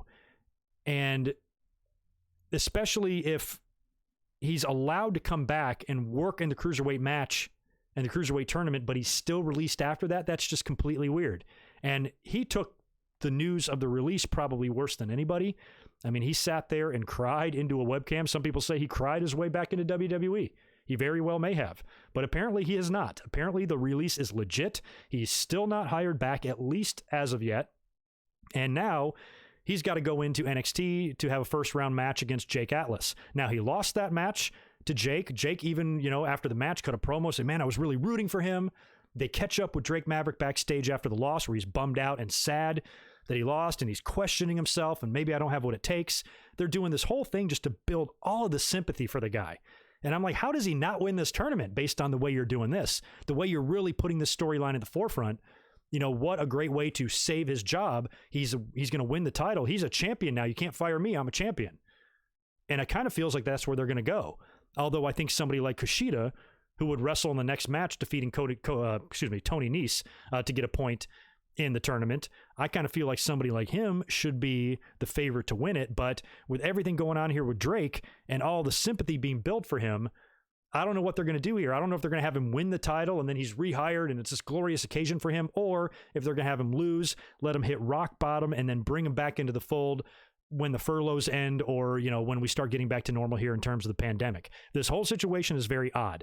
So I don't know if they're keeping it tight-lipped. Maybe internally they have rehired him back, or at least told him, okay, we're going to bring you back, but we're going to play it off on TV like you're still released. And that's where I don't think it's a good idea. It's almost exploitive in a way that now you're taking this release and turning it into something, because how can you take future releases seriously? Every time somebody gets released now, we're going to wonder, is it really legit? And I think when it comes to releases or wellness policy violations or anything serious from an internal standpoint or a real life standpoint in the company, I think they should not bring that into storyline, because I think it screws up, the importance of what it actually is. Because if Drake Maverick gets released and then he comes back and wins the tournament, what if these Velveteen Dream accusations that we talked about in the beginning of the show, if they turn out to be true, which I'm not saying they are, but let's say they do turn out to be true, are the fans going to think that's a work? Like that. It's just not, I wouldn't do this if I was them. So what I'm hoping here is that after they released him and he made that video crying, that they felt bad. And they called him and say, all right, why don't we bring you back? We're going to put you back in the tournament and make this like a redemption story. And we're going to maybe even have you win the title, and that'll keep you in the company because that's what you wanted to do. Because right before he got released, he said he wanted to get back in the ring and he wanted to compete. And then they cut him right before he even had a chance. So he was one of the more heartbreaking releases, and we all like Drake. We want him back. He can have a job anywhere he wants. I think he could easily go to AEW or go back to TNA, because Spud was great when he was there. But he seems like he wants to be in WWE. I mean, when you get let go, sometimes when you're fired, you have the tendency to be angry. You have the tendency to lash out, go online, go on a podcast and talk about how fucked up everything is in the WWE. That's not what he did. He made an Instagram video or a Twitter video crying, wearing a WWE shirt. Have you ever seen anything more sad and pathetic in your life? How can you not hire that guy back after doing something like that? My God. So he seemed devastated by the whole thing. So if he winds up now having another match and losing that one too, and he's out of the tournament, that's just going to be like, damn, okay, we're going to release you. Oh, but before we do you mind coming back in and let us shit on you 2 more times? So I don't know. I mean, to me, this Cruiserweight tournament is loaded with talent. And it's only an interim tournament anyway. But you got somebody like Jake Atlas, who beat Drake Maverick, who's extremely impressive. I'd love to see him do more things. You got guys like Kushida in this thing. There are a lot of guys I think should win this tournament over Drake Maverick had his release not taken place. Like if he would have never been released and he would have just been in the tournament. I like Drake Maverick, nothing against him, but compared to some of this other talent, I think he's outmatched in a lot of ways. So I wouldn't have him winning this thing anyway. But they might now turn this into a storyline, especially after losing his first match, if he fights all the way back now. Being down and out, as far down as you can go. The only way you can keep your job is to win, I don't know, fucking 7 matches in a row, because they gotta face everybody in both brackets. So he's got to wrestle 2 or 3 more times just in this one round. So maybe put him in 0-2 or something. Just have him at a huge disadvantage, and then come all the way back. Fighting all the way back up and then winning the title in the end would be a glorious moment for him. But either way, whether he loses and he's gone or whether he wins and he sticks around, it's weird. I didn't know what to make of it on Wednesday when I was watching it, because I'm like, is he in the company or not? Like, I don't know. This is it's uncharted territory. I haven't really seen them do this many times. Closest thing we had to that was Ric Flair. He lost his retirement match to Mr. Perfect on Raw. That was taped prior to the Royal Rumble. So he actually had to have his retirement match, but then film the Royal Rumble the following Sunday or whatever, or participate in the Royal Rumble the following Sunday. So that's the only other situation off the top of my head that I can think of where something like this happened, where somebody was like let go or left and came back for another match or something. Very strange. Don't know what to make of that, and don't know what the future holds for Drake Maverick. We'll just have to wait and see. What do y'all think? Do you want him back? Do you think he deserves to be back? Does he get enough sympathy from you where you don't want to see him let go? Or are you like, look, there's a lot more people other than him that got released. There's probably a lot of other people that have been in the company since Drake Maverick was 10 years old. They're not crying, so why does he get his job back and they don't, kind of thing? I don't know. I don't know what the general overall opinion amongst the fans is on him. But I like him. I've always liked him. And I think he should not fret, because provided this pandemic ends, like I said, he has value in any company. He's good. He's got shit to offer. Yeah, and Drake Maverick having that similar, like, kind of Daniel Bryan storyline is kind of what I feel like they're going for. He should come back. Yeah, I want him back too. I just found the whole situation real crazy. Let me bust out a couple of these super chats before I get into the next match. Oh, no, I'm sorry. I got to finish this first.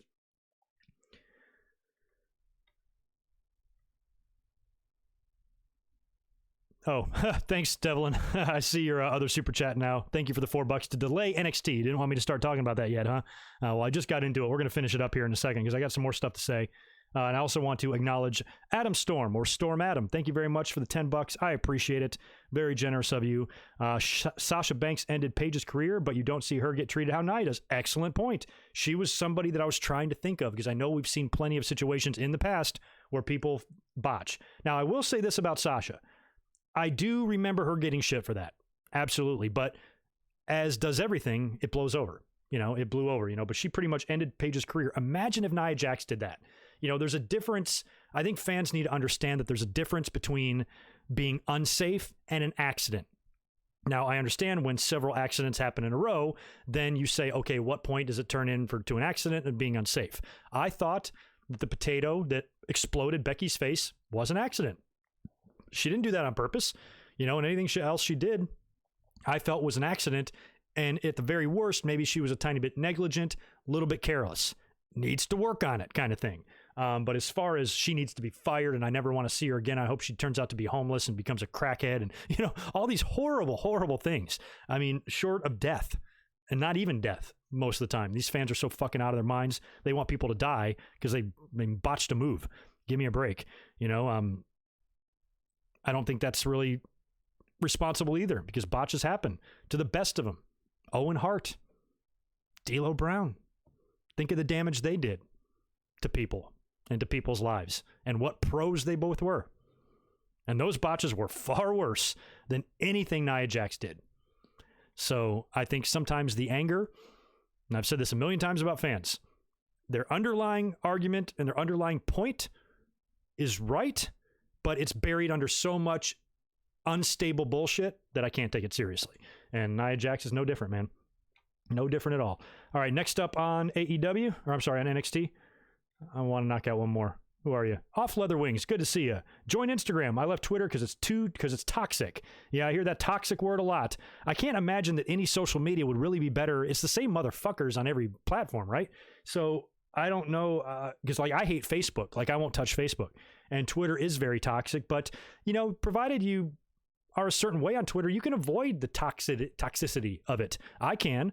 I understand the toxic that's out there on Twitter, but I can relatively, I get in one mild disagreement a month with people on Twitter. Otherwise, I don't give a fuck.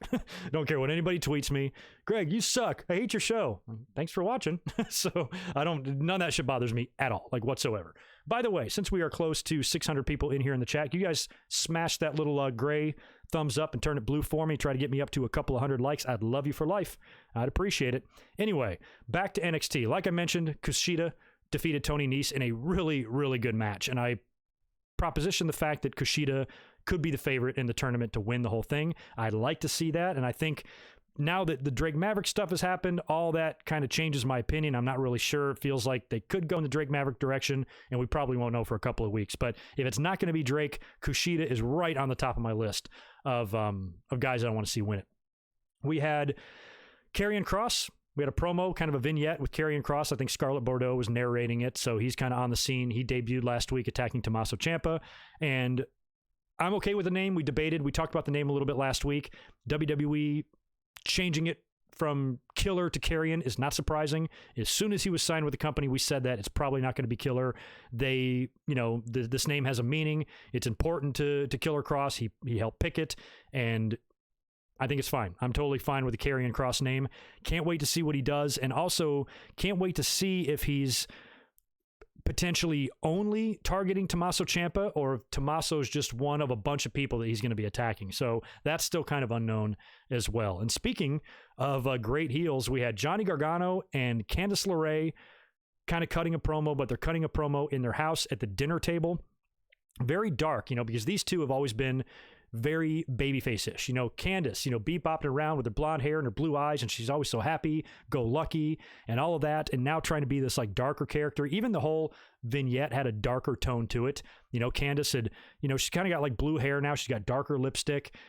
The lighting just had this grayish kind of dark overtone, and I really like that, because these two guys, or this man and woman, were really difficult to envision as heels.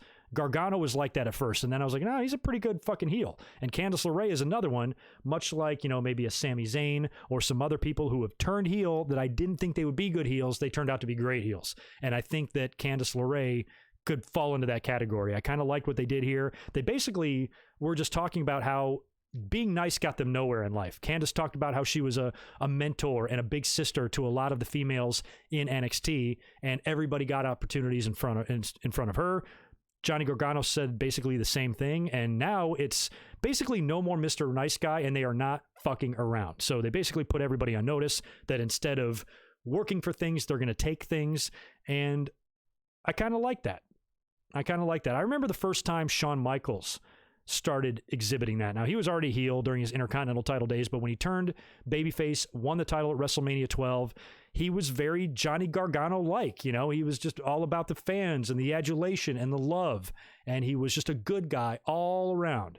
And it wasn't until, you know, Austin came around, and then like late 96, early 97, Shawn was still a face, but he was like not playing games anymore. He's like, I'm going to start taking things around here, and I'm going to start being more serious because, you know, things had gotten serious. You had badasses like Brett and Shawn and Stone Cold Steve Austin on the roster competing, and you got this guy in strippers gear dancing around the ring. Shawn kind of realized that he needed a little bit more edge to his attitude, and that I think played into a lot what you saw in his DX days later on in 97. So I think Gargano and Candice here, you know, playing a heel duo together is going to be fun. And I think in the meantime, these style of promos, whether it be at their house or in some other environment, I think it's going to be really good to kind of get them over as heels. And I would keep them out of the ring for a while.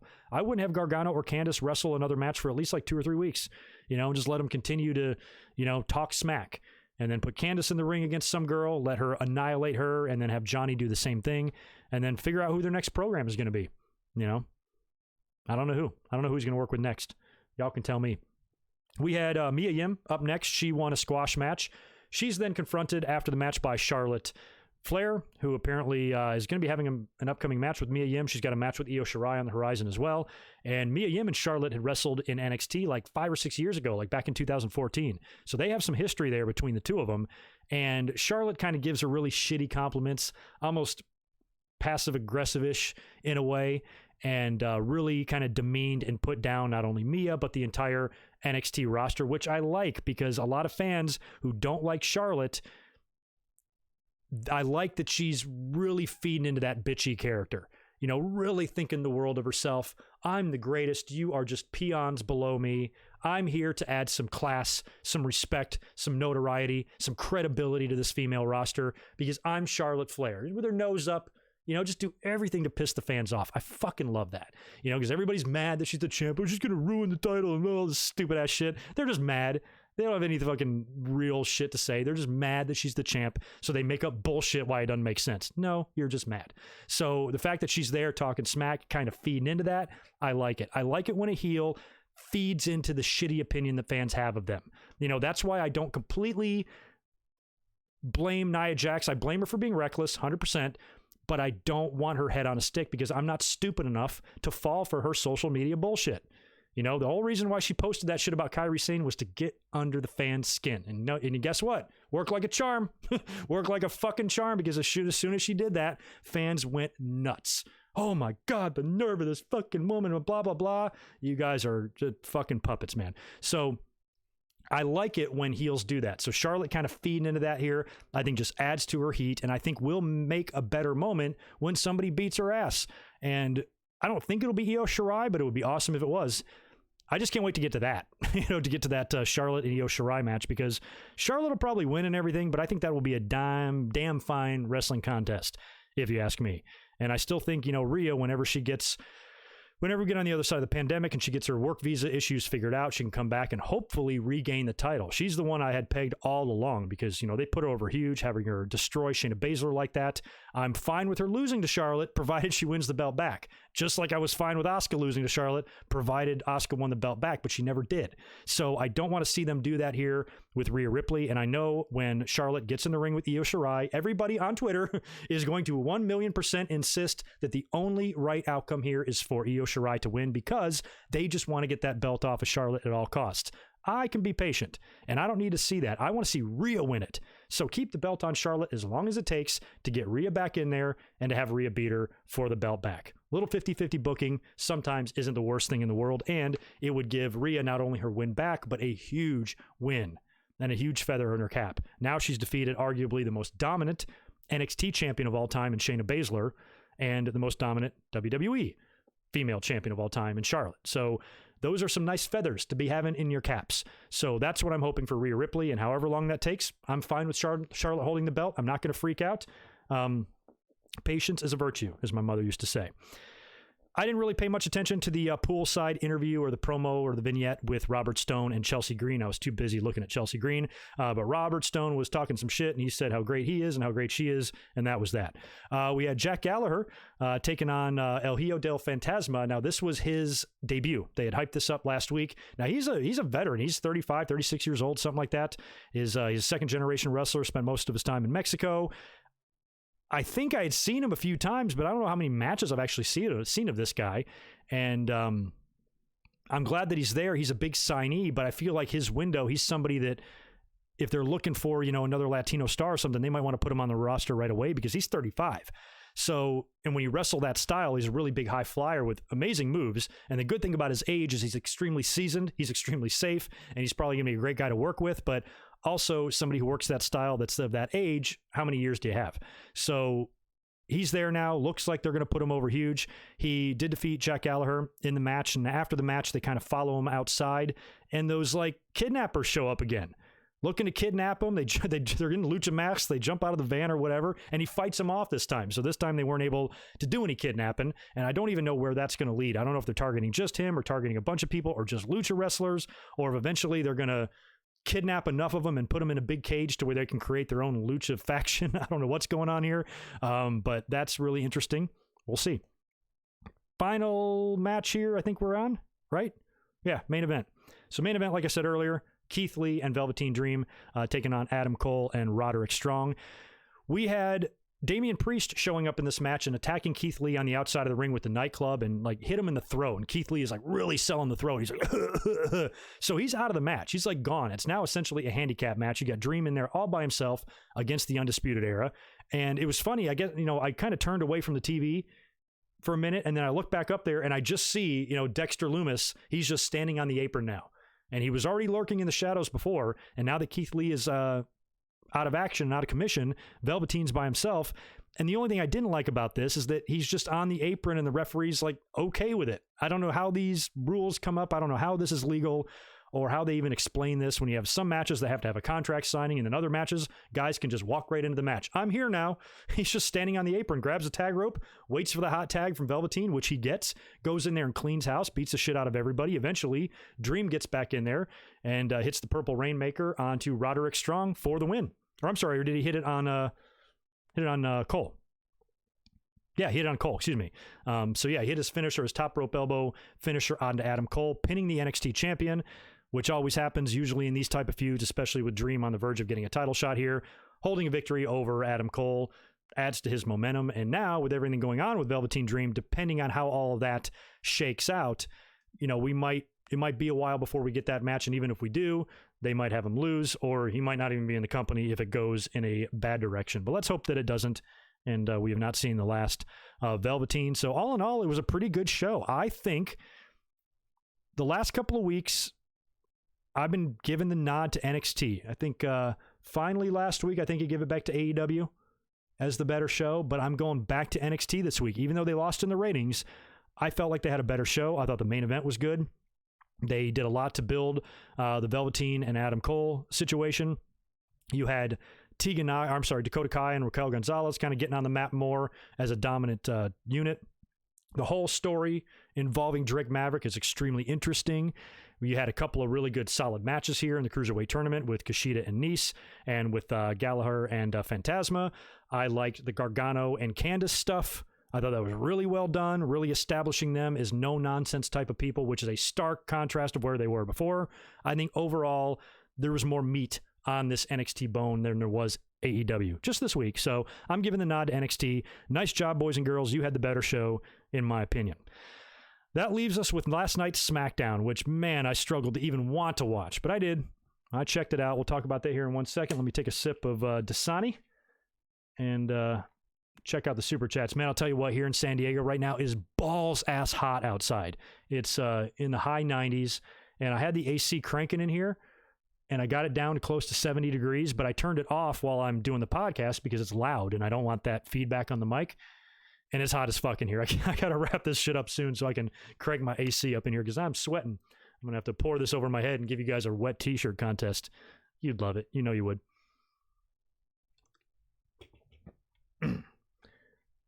All right, let me see. All right, I didn't miss anything else in there. All right, cool.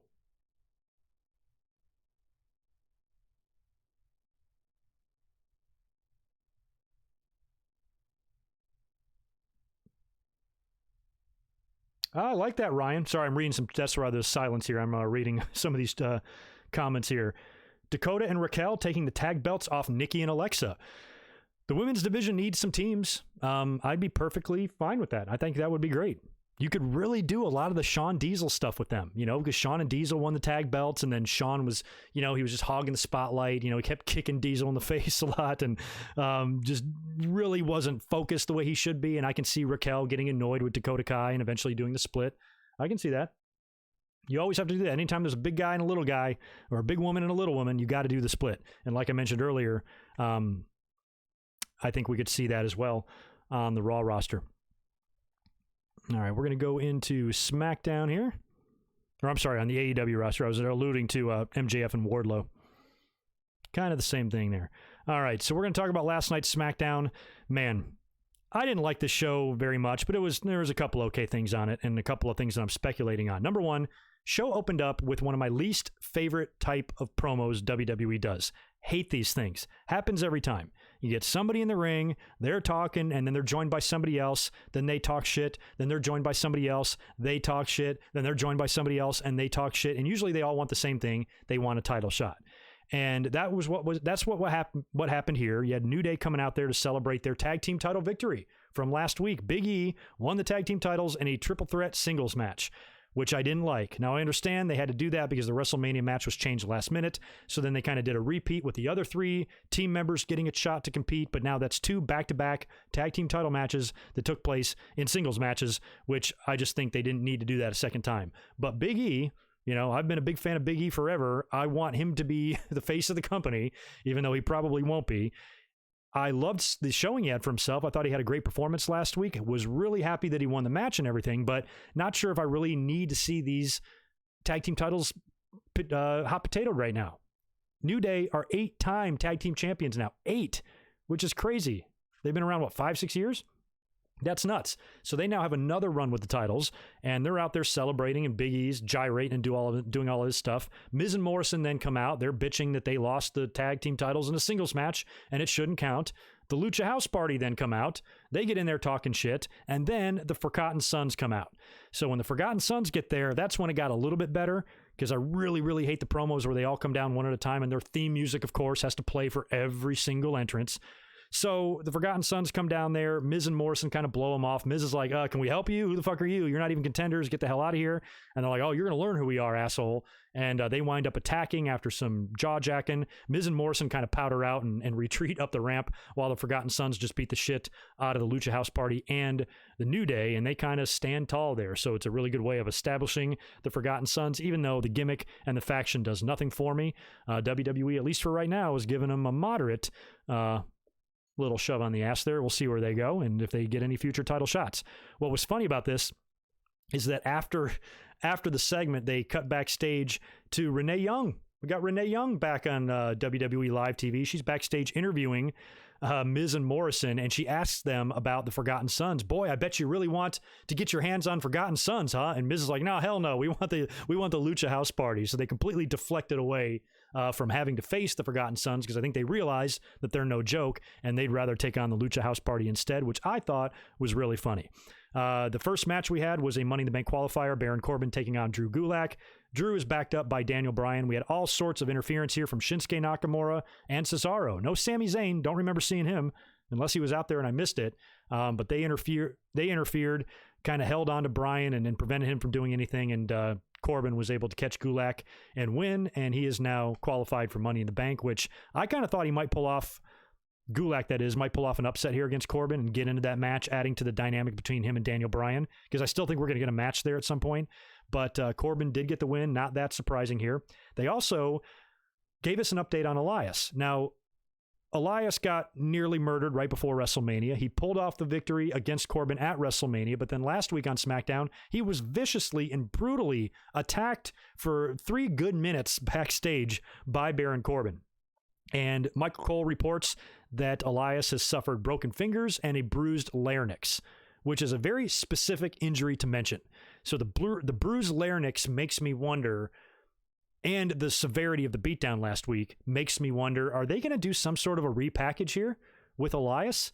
Maybe not necessarily a repackage, because I think his gimmick is his gimmick with the guitar. I don't think WWE necessarily wants to get rid of that. But Elias, he almost is in that like No Way Jose category, where he's a much better character than No Way Jose, but he's pigeonholed into this thing where he's never going to be in a meaningful feud or a meaningful title program, because all he does is come out there and sing.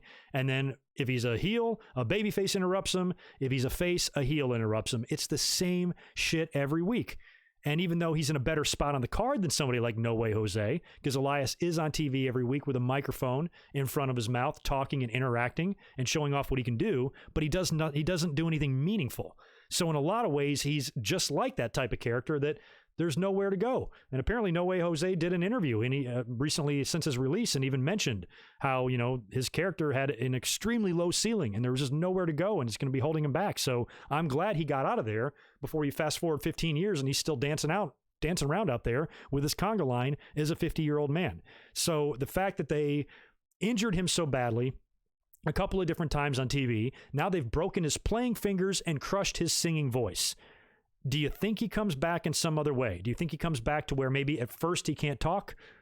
Ricky Steamboat, I think, did that. Ricky Steamboat, when Savage crushed his throat with the bell, I want to say when he finally returned to TV, he couldn't talk for a while, or maybe in his first couple of interviews or something like that. So since these are very musically specific injuries with the fingers and the throat, makes me wonder if when he comes back, he'll be different. Maybe not a different gimmick, but maybe a slightly different look or maybe a different attitude as well. I don't know, but that kind of feels like what they're doing to me. I could be mistaken. What do y'all think about that? Next up, we had Jameis. We had Sheamus killing a jobber in about 2 seconds. And right after that, we followed up with another Jeff Hardy promo package.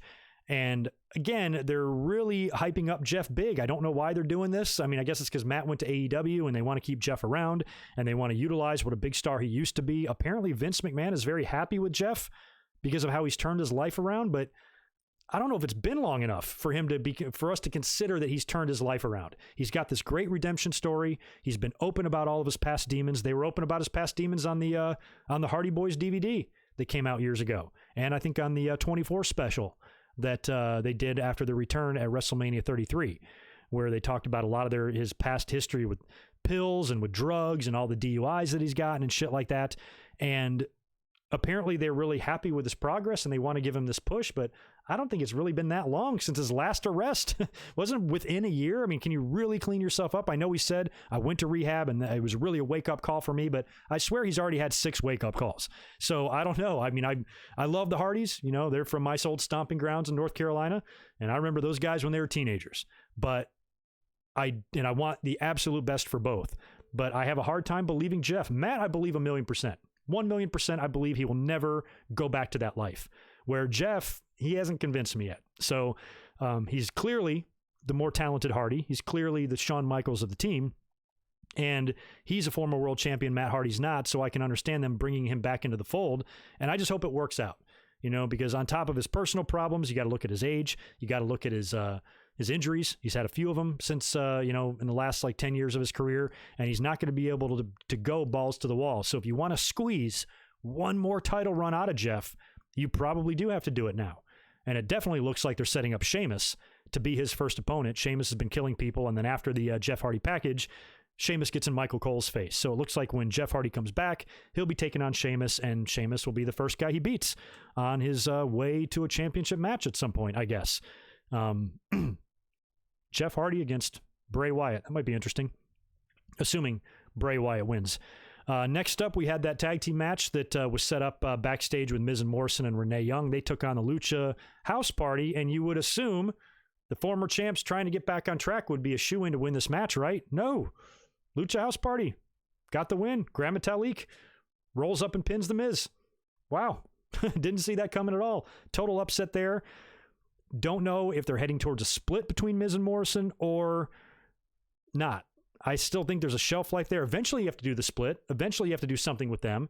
But with the Miz and Morrison, hey, ho thing and all that shit, I feel like they could have ran with this for a while, and they probably, if it was up to me, as much as I love the New Day, and I never want to see Big E ever lose a match in his life, I kind of think they should have kept the belts on Miz and Morrison. Just my opinion. Next up, we had another somewhat surprising finish, although not really. Lacey Evans took on Sasha Banks in another Money in the Bank match. Now, Sasha lost a match last week, right, to Tamina.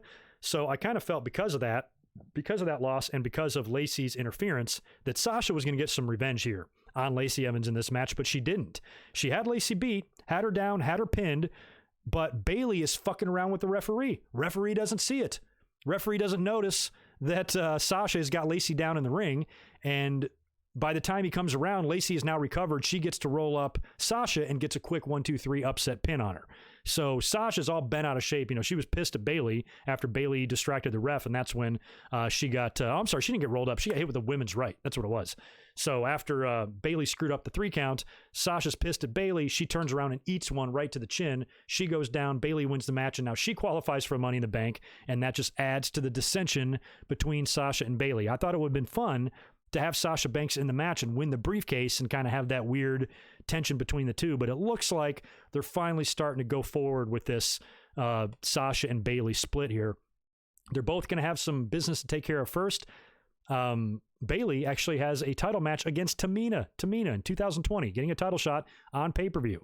Tamina would even make an appearance right after the match when Sasha and Bayley are leaving. She comes out to the ramp with her music playing for some reason, which is fucking stupid, and super kicks Bayley. Bayley goes down, and Sasha doesn't do a damn thing to help her out. So I like that. Clearly some dissension there, and that'll all come to a head at some point. And again, with Sasha too, I don't know what her contract status is with the company. Don't forget she was gone for a while last year. And now she's back, and, you know, she's losing some matches here. I think she could be one of those names. I think she'd be one of those female names that would be a great addition for AEW. Because I've been saying that for a while. I'm like, they need to get a girl. You know, they got plenty of guys and stuff, but if they can grab like a really strong female talent from WWE to come over and be their Chris Jericho, you know, kind of on their women's division, a women's division that is still pretty weak. It's getting better. Definitely getting better, but still weak. And they could use somebody with 5-6 years of TV experience on the roster, you know, that can wrestle and help. So I think maybe Sasha can be one of those people. And if she has this feud with Bayley and winds up losing, I don't know what the future is going to hold for Sasha. I really don't. I think WWE would like to keep her around. You know, she's got the Snoop Dogg connection and all that. But it would be a huge get if she did, if this amounts to nothing and she winds up bouncing one day. Don't know what the internal contract situation with her is. If anybody knows, send it in the chat. We had a brief little package of hyping the Braun Strowman Bray Wyatt match at Money in the Bank and touching on their history, which really isn't much. You know, Braun Strowman came in as a part of the Wyatt family. We know that. It didn't last very long, and then he was off on his own shortly after that. So I think they're almost in a way making it out to be more than it is, but there definitely is the history there between the two of them, and I'm glad that they're touching on it. Neither guy was on the show or in the ring, and this was all we really got there. As of right now, I'm really hoping that Bray Wyatt beats Braun Strowman. I mean, it's going to be bittersweet if he does. I have no interest in seeing Braun Strowman as the Universal Champion. Wow. Go back and tell 2017, Greg, that I have no interest in seeing him as champion, and I bet you I would be surprised. But I don't. And with Bray Wyatt, if he does win the title, great. But man, that just almost makes me madder. It almost makes me madder. I did not take that loss to Goldberg well. I lost my shit. I never lose my shit, ever, no matter what happens. I don't care. I cared about that, and I thought that was a colossal, stupid fucking mistake in Saudi Arabia. And now, if Bray Wyatt comes back just to win the belt back, what the fuck? And I understand the pandemic, Roman Reigns pulling out of the match, all that stuff screwed everything up. But man, it just makes that loss to Goldberg even that much more pointless, even that much more ridiculous, if Bray Wyatt winds up winning here. But I really want him to. I want him to win the title. WWE, there has been that story. Yes, Spaz Phoenix, I did discuss Maverick, and I'll answer your other super chat in just a second. WWE putting the belt now on Bray Wyatt just to pass it to maybe Roman is probably what they're going to do, especially with that story that we've heard about WWE instructing their staff not to mention Roman Reigns' name. They don't want him mentioned on TV. I'm not reading much into that. A lot of fans think that that's because, I mean, they can't make up their minds. On one day, Roman Reigns is up Vince McMahon's ass. They'll do everything. They suck his cock. They push him to the moon. They have to make him look strong as ever. Roman always has to look strong. Roman always has to look great. Roman. But yet, on the other hand, these very same people that claim those things about Roman Reigns are now saying that WWE's mad at him for pulling out of the WrestleMania match, and this is punishment, which is just not true. I think it's weird that they're not mentioning him on TV, but if I'm a betting man, the reason they're doing that is so when they bring him back, it'll be a big deal. It'll be a big triumphant return. He can win the belt and resume his career. But if he's not going to be competing and he feels uncomfortable competing, and they've got new twins, and he'd rather just not take a chance with his leukemia and with his family, there really isn't much of a reason to mention him on TV. You know, if they don't know when he's going to be back, it's just like the leukemia. It's not like they didn't mention him on TV. They did, but they didn't talk about him all the time because there was no need to. They had no idea when he was coming back or if he'd be back. So now this is kind of the same way. I think maybe they're just like, just don't mention him right now because we don't know what's going to happen with him. Now, when he comes back, we'll bring him back. It's not like the fans are going to forget who he is just because WWE stops mentioning his name. So I think people read way too into that. I don't think that's really that big of a deal. But if he's not on TV and he's not involved in any storylines whatsoever, why would you mention him? you know what I mean? So I probably would keep his name out of my mouth if I was a commentator as well, because you just don't need to. Unless you need to mention him a previous match or something, but they didn't seem like they really wanted to talk much about that. Roman backing out of the Goldberg match and shit. So that's all I really think that is. I don't think it's a matter of him being buried. Imagine that, Roman Reigns being buried. And you're going to have fans thinking that now. I don't think it's a matter of that. Or the WWE might be like upset, but Roman Reigns, he's kind of one of those untouchables. I mean, aside from a wellness violation, which they did suspend him for, he's a guy that I think has the power to say, I'm not going to wrestle. I feel uncomfortable wrestling. He should be able to come back and continue to win world titles despite that. I don't think something like that, you wanting to protect yourself, somebody who's battled leukemia twice, for WWE to hold a grudge against that. I know WWE are assholes. I understand that completely, but that's a stretch for them to actually hold that against him. Oh, what? You want to live? You don't want to die? You don't want to come here in the ring and die? What's wrong with you? Where is your loyalty? Fuck you, Roman Reigns. We're going to bury you. I seriously don't think it's like that. So I don't know why they've omitted his name so strongly, but I have a feeling it'll just add to his comeback whenever, we can get back to business. I got voices outside my door. What do y'all want? Doing a podcast here. Leave me alone. All right, next up, we had the tag team title match. This was advertised last week. Dana Brooke, Carmella.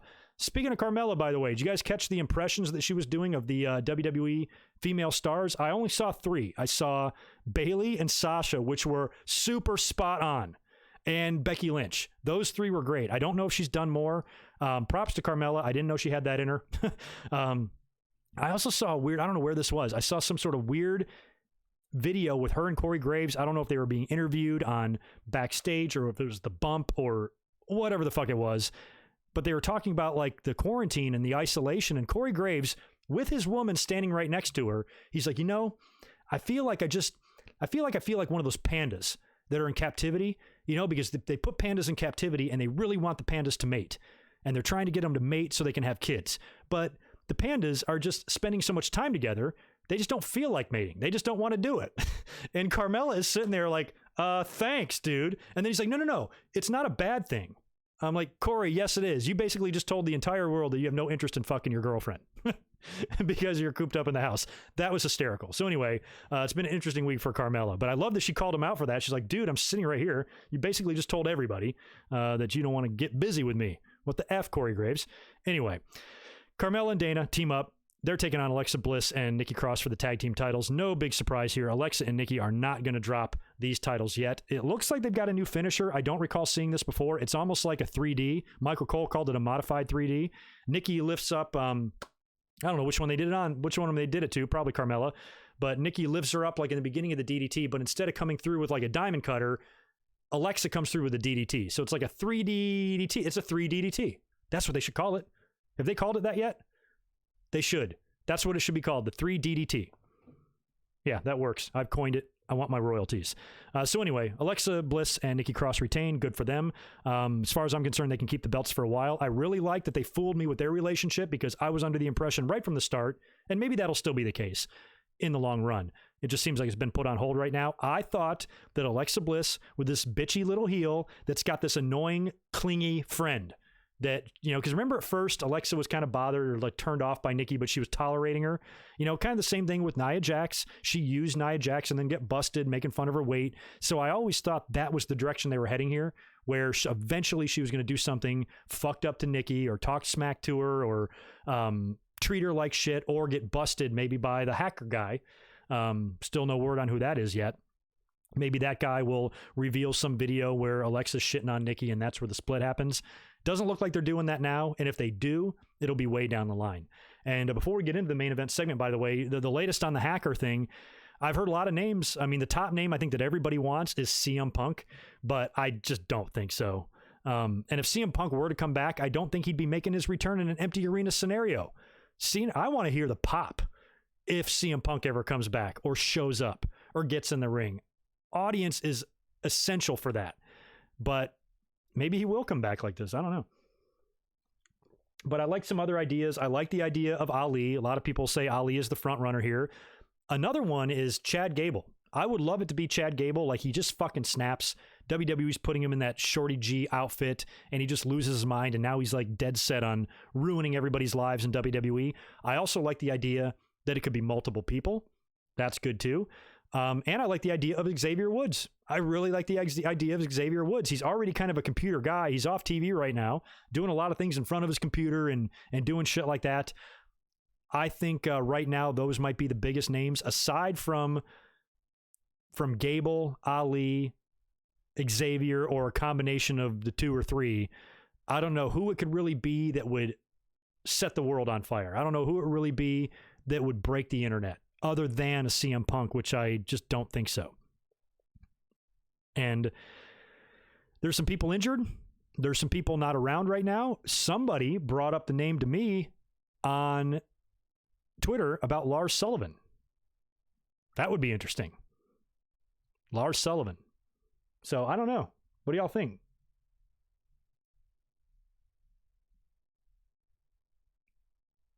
Yeah, Nick. I'm a lot of you guys have even R-Truth. I've heard that one too. Good suggestion there, Colin Wright. No, JL, we're not talking realistically about Punk, but whenever there's going to be a mystery, CM Punk's name's always going to come up. You cannot avoid that. He's a former wrestler who is slowly and surely teased about having some affiliation with wrestling, whether he's doing a run-in under a mask at an indie show or whether he's back in some capacity in a WWE way with the Fox show. Speculating on him, there's no way anybody can say he will never, ever, ever, ever get back in the ring. If you think that, you're stupid. But I do understand you're always going to hear his name, and that's not going to stop. You are going to hear his name forever whenever there's any potential for a surprise. But in this situation, I don't think it's going to be CM Punk, and I don't see him coming back in this way. But Sasha re-signed in September of 2010, 10 years ago? No, you might mean next year or last year. I wasn't sure. Thank you for the info, though. Lars, as far as I know, is still signed. R-Truth is another one. If it's Lars, you will lose interest. I don't know. I mean, I don't have any interest in Lars to begin with. So if you want to get me interested in him, you got to do something other than what he was. And based on kind of some of the shit that's happened to him and stuff, and you've heard stories about him having anxiety and having problems, maybe if they kind of put him in a, conceal him a little bit more and put him under a hood and shit like that, maybe it's easier for him to perform. I don't know. He's just a name that I threw out. Doesn't have to be him.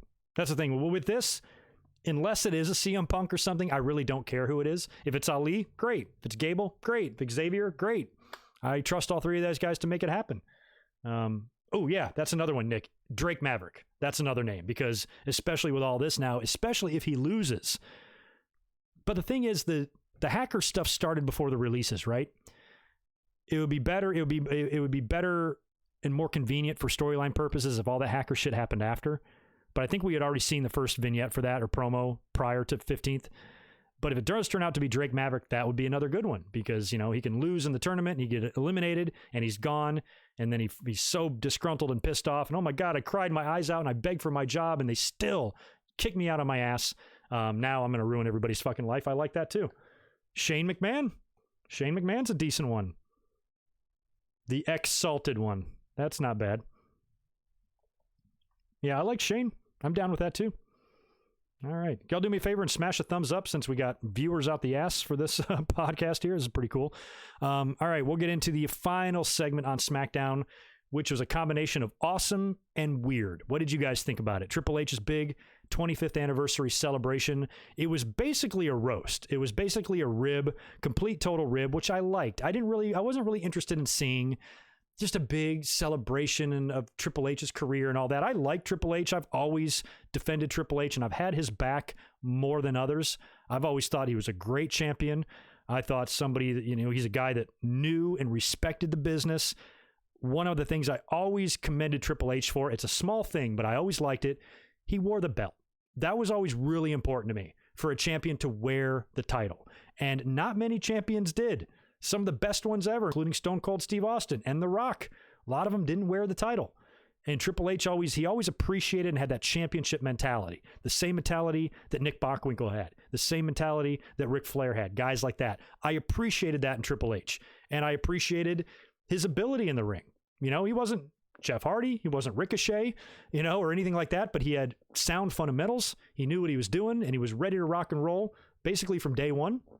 He was good right from the start in WCW and into 95. And, you know, he was just a good, solid, like, hand in the ring. He didn't stand out to the extent of an Austin or a Rock, even though I think he had a lot of professional jealousy with those guys and wanted to get that way.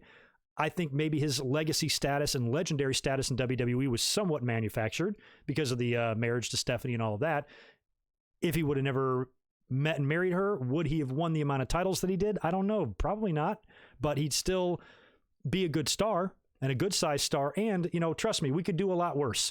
You know, when it comes to people, I mean, nowadays, you don't know what the future holds for WWE. It feels like they're going to wind up selling to Disney or something like that in the coming years. But if it stays in-house and it stays maintained in the family, or at least the majority of the company is maintained and controlled by the family, I would love for Triple H to be the next in line. Just based on his track record, what he's given us in NXT. You know, and how he's done so much. You know, he seems like somebody that wants to preserve and appreciates the business. And I think he needs to be at least appreciated for that.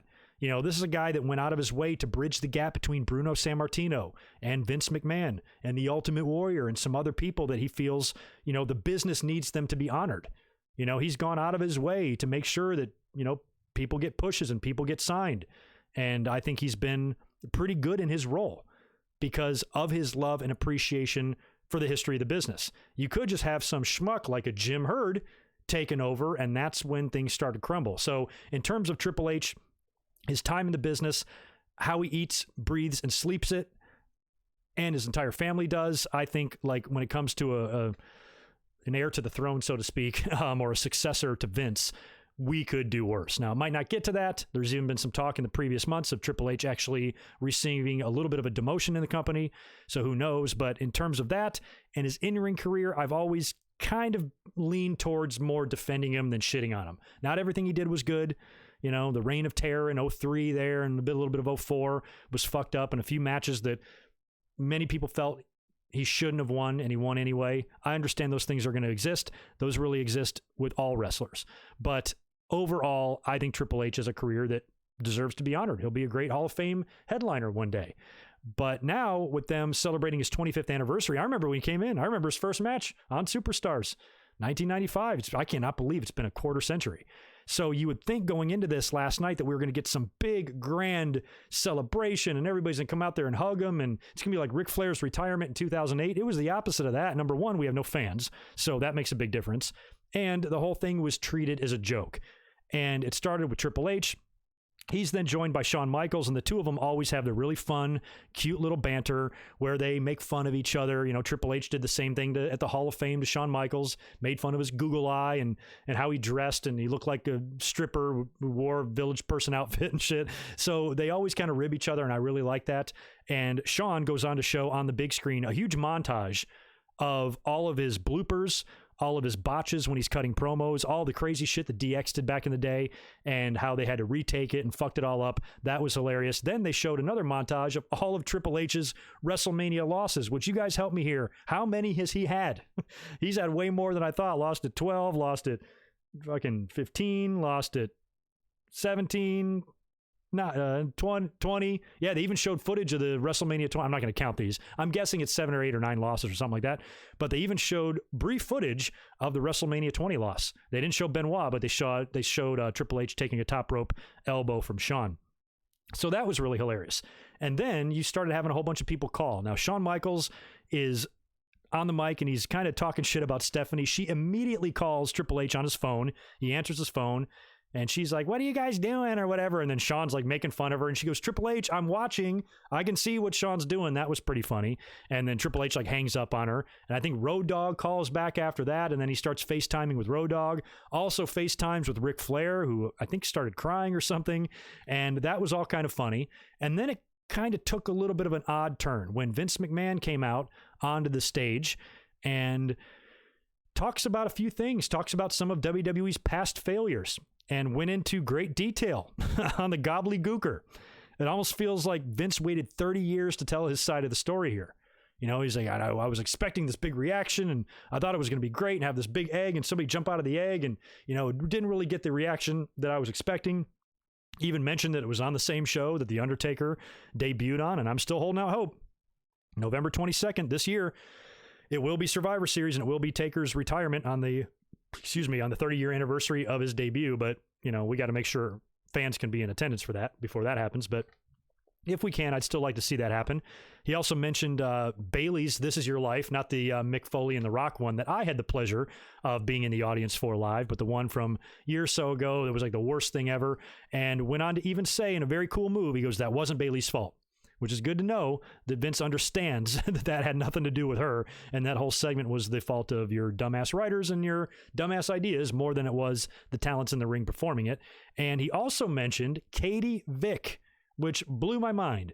I can understand, like on a random Monday Night Raw, having a good time in a backstage segment, name dropping Katie Vick. Nobody probably even notice, you know, or non-fans wouldn't. Here you're saying it in the main event segment on Fox, on a major network. Katie Vick, a situation and a storyline that has gotten the Chris Benoit treatment. They pretend it never happened. And for Vince McMahon to mention the Katie Vick storyline was pretty awesome. He mentioned a few other bad decisions throughout the years as well, and then went on to call Triple H his son-in-law. He goes, there, I said it. So apparently all this time he's never referred to Triple H as his son-in-law, although I swear that he has.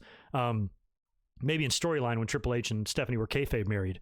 But I swear he's done that before. But goes on to call him his son-in-law and says that he loves him. He goes, I love you. And it's kind of a sweet moment. Although Vince, you know, Vince isn't the Vince he was 20 years ago. You know, when Vince used to talk on the mic, his voice carried. It was loud. It commanded attention and respect. And now he almost is kind of like mumbles. You know, he's got a much softer tone to him, and his age is showing. I mean, Vince is still, I think, extremely healthy, and he's in his early 70s. I still don't think this guy's dying anytime soon, but you can definitely tell that he's aged, and he doesn't look great.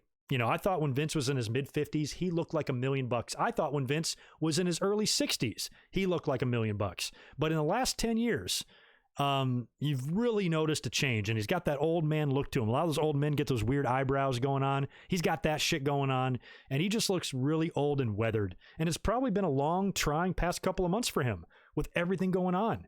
You know, this pandemic has threatened his business, even though not really, but, you know, he's facing territory that he's never ventured in before. You know, he had to suspend the XFL to the point now with all the internal lawsuits and stuff that might never come back. And he doesn't know what the future holds, and he's old. So I don't know. I mean, I was hoping that the XFL would distract Vince from WWE and let some other people make some decisions for a while, but it looks like he's back there in the fold now. And the whole thing was just weird. I liked it, but it's odd to see Vince like that, because you're really like, wow, you know, age happens. It happens to the best of us. You know, Vince McMahon, who we all thought was the Terminator, you know, he's human too. And it's crazy. Now, the show opens up in a really funny way when Vince is apparently this whole segment, by the way, ran extremely long, but they pre-taped it, so they were able to edit it up and get it off Fox on time. But Vince ends the whole thing by, you know, telling Triple H he loves him, and he's like, all right, you guys are done. This shit's over. And he walks away, and Shawn and Triple H are still in the ring, and the lights start slowly shutting off. And then you hear crickets piped in over the speakers, and the show goes off the air, fades to black, and SmackDown is done. That was great. I actually liked that a lot. It was different. Definitely never seen a show end that way. And it's almost like WWE kind of poking fun, not only at themselves, but their situation, you know, with the crickets chirping at the end of the show because nobody's there. And, you know, and Vince, you know, Vince and Shawn making fun of Triple H, calling him boring and, you know, making fun of his matches and his losses and all that shit. I thought it was pretty funny. I like this a lot better than if this was some sort of a big Triple H love fest. I'm fine with appreciation nights. They've done a Bret Hart one, an Edge one. They've done some other ones. And when that's on a regular SmackDown or Raw in front of a regular audience, fine. Triple H's 25th anniversary in the company should be acknowledged. No problem with that. But I liked what they did here. The fact that they're in an empty arena, they basically treated this like a joke and they had a good time. They entertained us. And sometimes, you know, there's a lot of people that need that. People are struggling right now. We're all stuck in our houses. And I think most of us would much rather chuckle and laugh than cry. So the fact that they turned that whole thing into a big-ass rib, I loved it. Excellent way for SmackDown to go off the air, despite the whole situation with Vince being awkward. I think that's the best way to describe it. It was just awkward. You know, he doesn't talk the same anymore, you know, and I know nothing was scripted. He was just probably going out there and speaking from the heart, but it was just weird. It was weird, even though I liked it all at the same time. I was entertained, but it kind of made me like uncomfortable in my chair at the same time. You know, you feel what I'm saying here? I'm trying to describe it. You guys know. Anyway, that's all I have for SmackDown. Let me just give you the updated Money in the Bank card real quick, and then I'll shoot the shit with you guys, answer a couple more questions, and then I am getting out of here. Money in the Bank so far, this is what we got. Bray Wyatt challenging Braun Strowman for the Universal title. Drew McIntyre defending the WWE title against Seth Rollins. We actually get the contract signing to that match this week on Raw, so look for that on Monday night, and we'll discuss that Monday night after the show in the review. We've got Bayley defending the SmackDown Women's title against Tamina.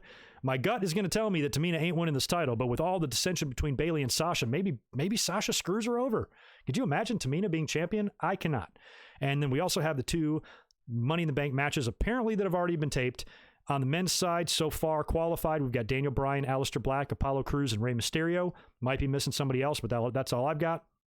And then on the women's side, qualified, we've got, I think, 5 of them: Nia Jax, Shayna Baszler, Asuka, Dana Brooke, and Lacey Evans. So that's all we've got so far. They're going to add a few more names to both of those matches, and it should be interesting from WWE HQ.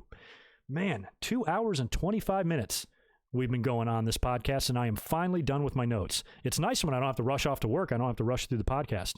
So anyway, that does it for my notes. Let me kill some super chats, do a quick little Q&A at the end, and I'm going to bust on out of here. And I'll be back on. All right, come on, mouse. You need to work for me. All right, I got to go back up to Spaz. I'm just making sure there was nobody above that $10 one, Spaz. I don't think there was. All right, we'll go back out and knock out a couple of super chats. We have one very generous one, another $10 one from Spaz Phoenix rolling in. Make sure you subscribe to his YouTube channel, by the way. Hope you and your audience happy and healthy and safe. Keep up the great work. For anyone sick of WWE, the movie reviews are up and running on my show. I'm happy to say that they've been received pretty well. That's cool. So you're doing movie reviews too. Might as well. You know, with the content being a little bit lackluster, some YouTubers might have to think about doing other things. I might have to one day. I don't know. I'm going to try to keep it to wrestling, but you know, you never know what we'll have to discuss next if things continue the way they are. But thank you, Spaz, as always, for being in here and being generous. And you hit me with $2 more down below, asking me about the Drake Maverick stuff. Yes, I did. I talked about that in the beginning of my NXT review, and I did mention how it does make me uncomfortable. I don't recommend doing what they're doing, because I think it is going to take away and devalue when actual releases happen. And now we're going to question everything. And there's some things I think should remain untouched. And I don't think you should really ever make a storyline out of somebody's real life firing. That isn't, of course, unless they're brought back, or somebody's wellness policy violations. But it seems like that might be what they're doing, even though the news reports right now are saying that the release is legit. I don't think that means it's legit and there's no chance of him being re-signed. You know, he might be re-signed this week, or maybe when they bring him back next to TV, they're like, all right, we're gonna bring you back now. I don't know. But my gut tells me Drake Maverick will be in the WWE for a while. Oh, yeah. Thank you for that, Ryan Rhoda. I did see the Revival's new name is the Revolt, and apparently there is a little issue with the name because there's another North Carolina tag team that uses it or something, and they're kind of mad, but they should get over it. Don't really care much about that. You hope King Corbin wins the briefcase. I'll tell you what, he might, because the last time he won it, it was taken away from him. Remember? Didn't he win it when he had long hair, and then I think he mouthed off to somebody on Twitter and just acted like a jackass, and WWE kind of punished him, and he lost the match. I don't know. But if he wins now, he is, as much as everybody hates Baron Corbin, I know it's like illegal in the IWC to like Baron Corbin, but I like him. I don't care what anybody says. And if he does win, he is the type of heel that I usually like to hold the briefcase. And I know it's going to be a tough pill to swallow because he's such an enormous douchebag. And when he's got that briefcase just driving everybody crazy, but that's kind of what I want. I want a heel to come out there and dangle that thing in everybody's faces. Mouth off to the fans, rub it in their faces, piss them off, and then tease all the talent with it. Say, I'm going to cash in and, run out there and tease cash-ins over and over, just constantly fucking with people and bragging about how they're going to be champion one day. That's what I usually like to see in terms of the briefcase. So I would not be opposed to seeing that, even though if he wins, Twitter's going to go nuts and everybody's going to demand the WWE sucks and I'm going to cancel my network and they don't know what they're doing and fucking Vince is greedy and stupid and oh my God, I almost hope he doesn't win just because I don't want to have to hear that nonsense, but I'm kind of with you, Beetle, on King Corbin. That is in my notes too. Thank you, Tigerzilla Gamer. I did watch the Dino Bravo Dark Side of the Ring episode this past Wednesday. A lot of people, it was getting really, really well received by a lot of people. Everybody's saying it's one of the best episodes they did. I did like the episode, but in terms of like the best ones, I almost found like the Bruiser Brody one a little bit more fascinating than that. The Bravo one, and the Snuka one for that matter, the Bravo one was sad because, with his daughter and his wife at the time, and with the mystery surrounding the death and how much shady shit was going on, the fact that this happened in a nice house and nobody heard this go on, and the fact that he was shot several times in the chest, several times in the head, sitting in a chair with no forced entry. Clearly it was an acquaintance of his or a friend of his who might even covered their tracks to make it look like two shooters in a very controlled mob hit, even waiting until the wife and daughter left to come inside and kill him. I feel bad for the family that had to discover him and how that whole thing went down, but it actually wasn't one of my favorite episodes. Because, I knew what happened to Dino. We knew he was gunned down. We knew he had some involvement in, the illegal distribution of cigarettes and things like that. But as far as what they went through in the documentary there, it was more, to me, it more just illustrated just how sad the whole situation was, with a few other, interesting facts that I didn't know. So I really did like the episode, but I've liked others more. But yeah, the whole situation was fucked up and really sad. I remember Dino. I remember when he came in. I remember when he had dark hair. I remember when and it was funny too. I wanted to ask you guys, because I didn't remember this. Dino must have come back in like 92 prior to his death with like dark hair. They showed a clip. Oh, and by the way, a lot of the Vice channel's dates were wrong. They showed a clip of him at WrestleMania 7, and they claimed it was WrestleMania 8 and even had the year wrong. And they had another show like that too, where the date and the year was wrong. But one interesting quick clip that they showed that I completely either forgot about or didn't know that happened, they showed a clip of Bret Hart versus Dino Bravo, but it was Bret Hart versus Dino Bravo with dark hair. Now, when Dino Bravo had dark hair, when he first came in, Bret didn't look like that. Bret was in the Hart Foundation. He didn't have, because the clip that they showed here, Bret was wearing his Hitman tights. He was clearly in the singles portion of his career. And what I'm guessing is Dino came back in and worked with Bret either late in his Intercontinental title run prior to losing to Davey or right when he won the title from Ric Flair, one or the other. So he must have came back in and worked a match. I was surprised to see that. I got to look that up online. Maybe that's on one of those unreleased DVDs that WWE did, but I never even knew that match happened. The last memory I personally have of Dino Bravo was WrestleMania 7, facing a guy that died 1 year almost to the day that he did. They both died in February, like a year apart, and they wrestled at WrestleMania 7 in 91. Kerry died in 92. Bravo died in 93. Or they both died in 93. I'm pretty sure they were a year apart. That's the last memory I have of Dino. WrestleMania 7. Don't ever remember seeing him again. And apparently he must have came back in the following year to work a match. But the whole situation was sad, especially with him getting in over his head financially, being let go by WWE, losing that income and having to make ends meet, and then getting involved in shit that he shouldn't have. And he probably, owed some people some money. They talked about some phone calls that were received and shit like that kind of painted a picture that he either did something wrong, stole from somebody, or didn't know the rules in the mafia game and fucking got whacked. And it's awful. But these documentaries have been great. I think next week we get David Schultz and then Owen. When does the Owen one happen? I don't even know. I got to take a deep breath before Owen. That one's coming up and it's going to be here soon. That one's going to be crazy. Yeah, the Owen one's coming up, y'all. That's gonna be just real sad. Anyway, a couple of more super chats busting in. One from Lysandra Smith. Good to see you, man. Welcome back. Greg, if you could have an episode of Dark Side of the Ring, who would it be about? It would probably be about like Owen or Benoit or something. They've gotten all the good ones. They've done the screw job. They've done Owen. They've done Benoit. They've done Brody. Maybe Pillman. I'd probably say Brian Pillman. And I don't know if it's limited to only tragedies. I might even say an episode that might be good is Shawn Michaels. But Shawn Michaels ends with a happy ending. A lot of these Dark Side of the Rings don't end in a happy ending. A lot of these are people that are dead or had real bad tragedy. They did the Von Erichs and shit. So of all of the real big ones, the major deaths, I'd probably say that. And I'd say another episode they could do could be like a compilation of deaths, maybe exploring and investigating the scary amount of wrestlers that have died, maybe not focusing on one wrestler, but focusing on why they're all dying young. Maybe they could do one on the suicides in wrestling, because we've had a lot. Canyon, Crash Holly. I know there's millions. I don't know why I'm stumping here, but there's been a lot of other suicides. Renegade comes to mind, and Eddie Graham, Mike Graham, all the Von Erichs. So many suicides. They could maybe touch on that a little bit if they wanted to. But in terms of an actual wrestler, I'd probably go Pillman. I'm looking up here at my DVDs just to see if there's like a name sticks out at me.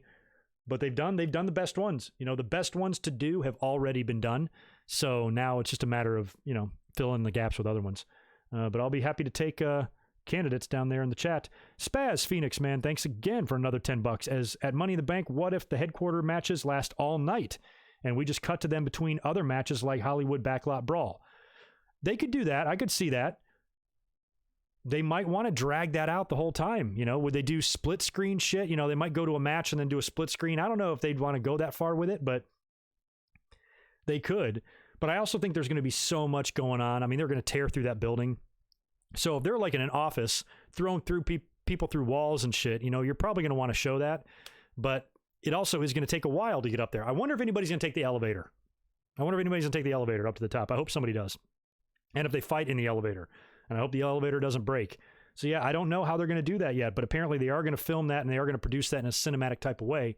And maybe a movie-like way. So cutting in between, they could definitely do that. And the Backlot Brawl famously was filmed 2-3 weeks before WrestleMania. They filmed the outside segment and then they finished it up in the ring with Piper and Goldust after the fact. So Spaz, that's an option. That is definitely an option. Good one. Big J, Stone Cold, China. China's a good one. Eddie is also a good one, but I feel like they got into Eddie a lot in the Benoit episode. New Jack they've already done. But they got into Eddie Guerrero a lot and really talked about his problems and stuff. I think they could elaborate on that more, but maybe that has to be 2 seasons from now because they pretty much already did a piece on him. Yeah, Davey Boy maybe, Mike Awesome maybe, but again, Mike Awesome and Davey Boy, they fall into that category that so many others do. Their deaths aren't that unique from others because there's always been a lot of suicides. There's always been a lot of, heart attacks due to drug use and steroid use. There's been a lot of overdoses. There's more than one. You can't just do one on Umaga because a lot of people, because Umaga OD'd, Test OD'd, Lance Cade OD'd, so many guys OD'd. Miss Elizabeth OD'd. And they actually did do one on her. Sonny's a good one, but Sonny isn't out of the woods yet. Sonny's still alive and is no better. Sonny is still a piece of shit. And until she either gets her shit together or has a tragic ending, I don't think you can do one on her either. Plane Ride from Hell. I like that idea. Plane Ride from Hell is good.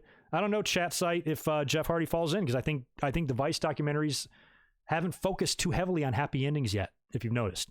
So I don't know if Jeff fills that category, but Pillman and others do. Plane Ride from Hell is good. Yeah, maybe one on the Warrior too, because he was a son of a bitch. And Warrior would actually be a good one, just based on who he is, all of his controversy, and then the way he died, which still creeps me the fuck out. Yeah, I could see that too. These are good ones, all good ones. So anyway, all right, it looks like I'm going to get out of here now since I've been going for 2 hours and 37 minutes. What a long podcast this was. This is one of our longest Winged Eagles ever, but we were really in no hurry here, so not that big of a deal. I will go ahead and post the audio to this on my website later. I did not post last week's audio because I didn't feel like I need to, but I'll go ahead and post this one later on tonight, so check back if you want to download that. And then catch me this coming Monday after Monday Night Raw. We'll be up here for a Raw review. And oh geez, Beetle 911. I can't answer that out loud, but I think I know who I'm picking in that one. Thank you for that buy or sell. Very interesting. So anyway, guys, and if you guys on the way out, if you guys could just smash that thumbs up button for me, keep getting me higher and higher, I'd appreciate it. You guys take care. Have a great rest of your Saturday afternoon and a great weekend, and I'll catch you Monday night after Monday Night Raw. Y'all be good. Peace.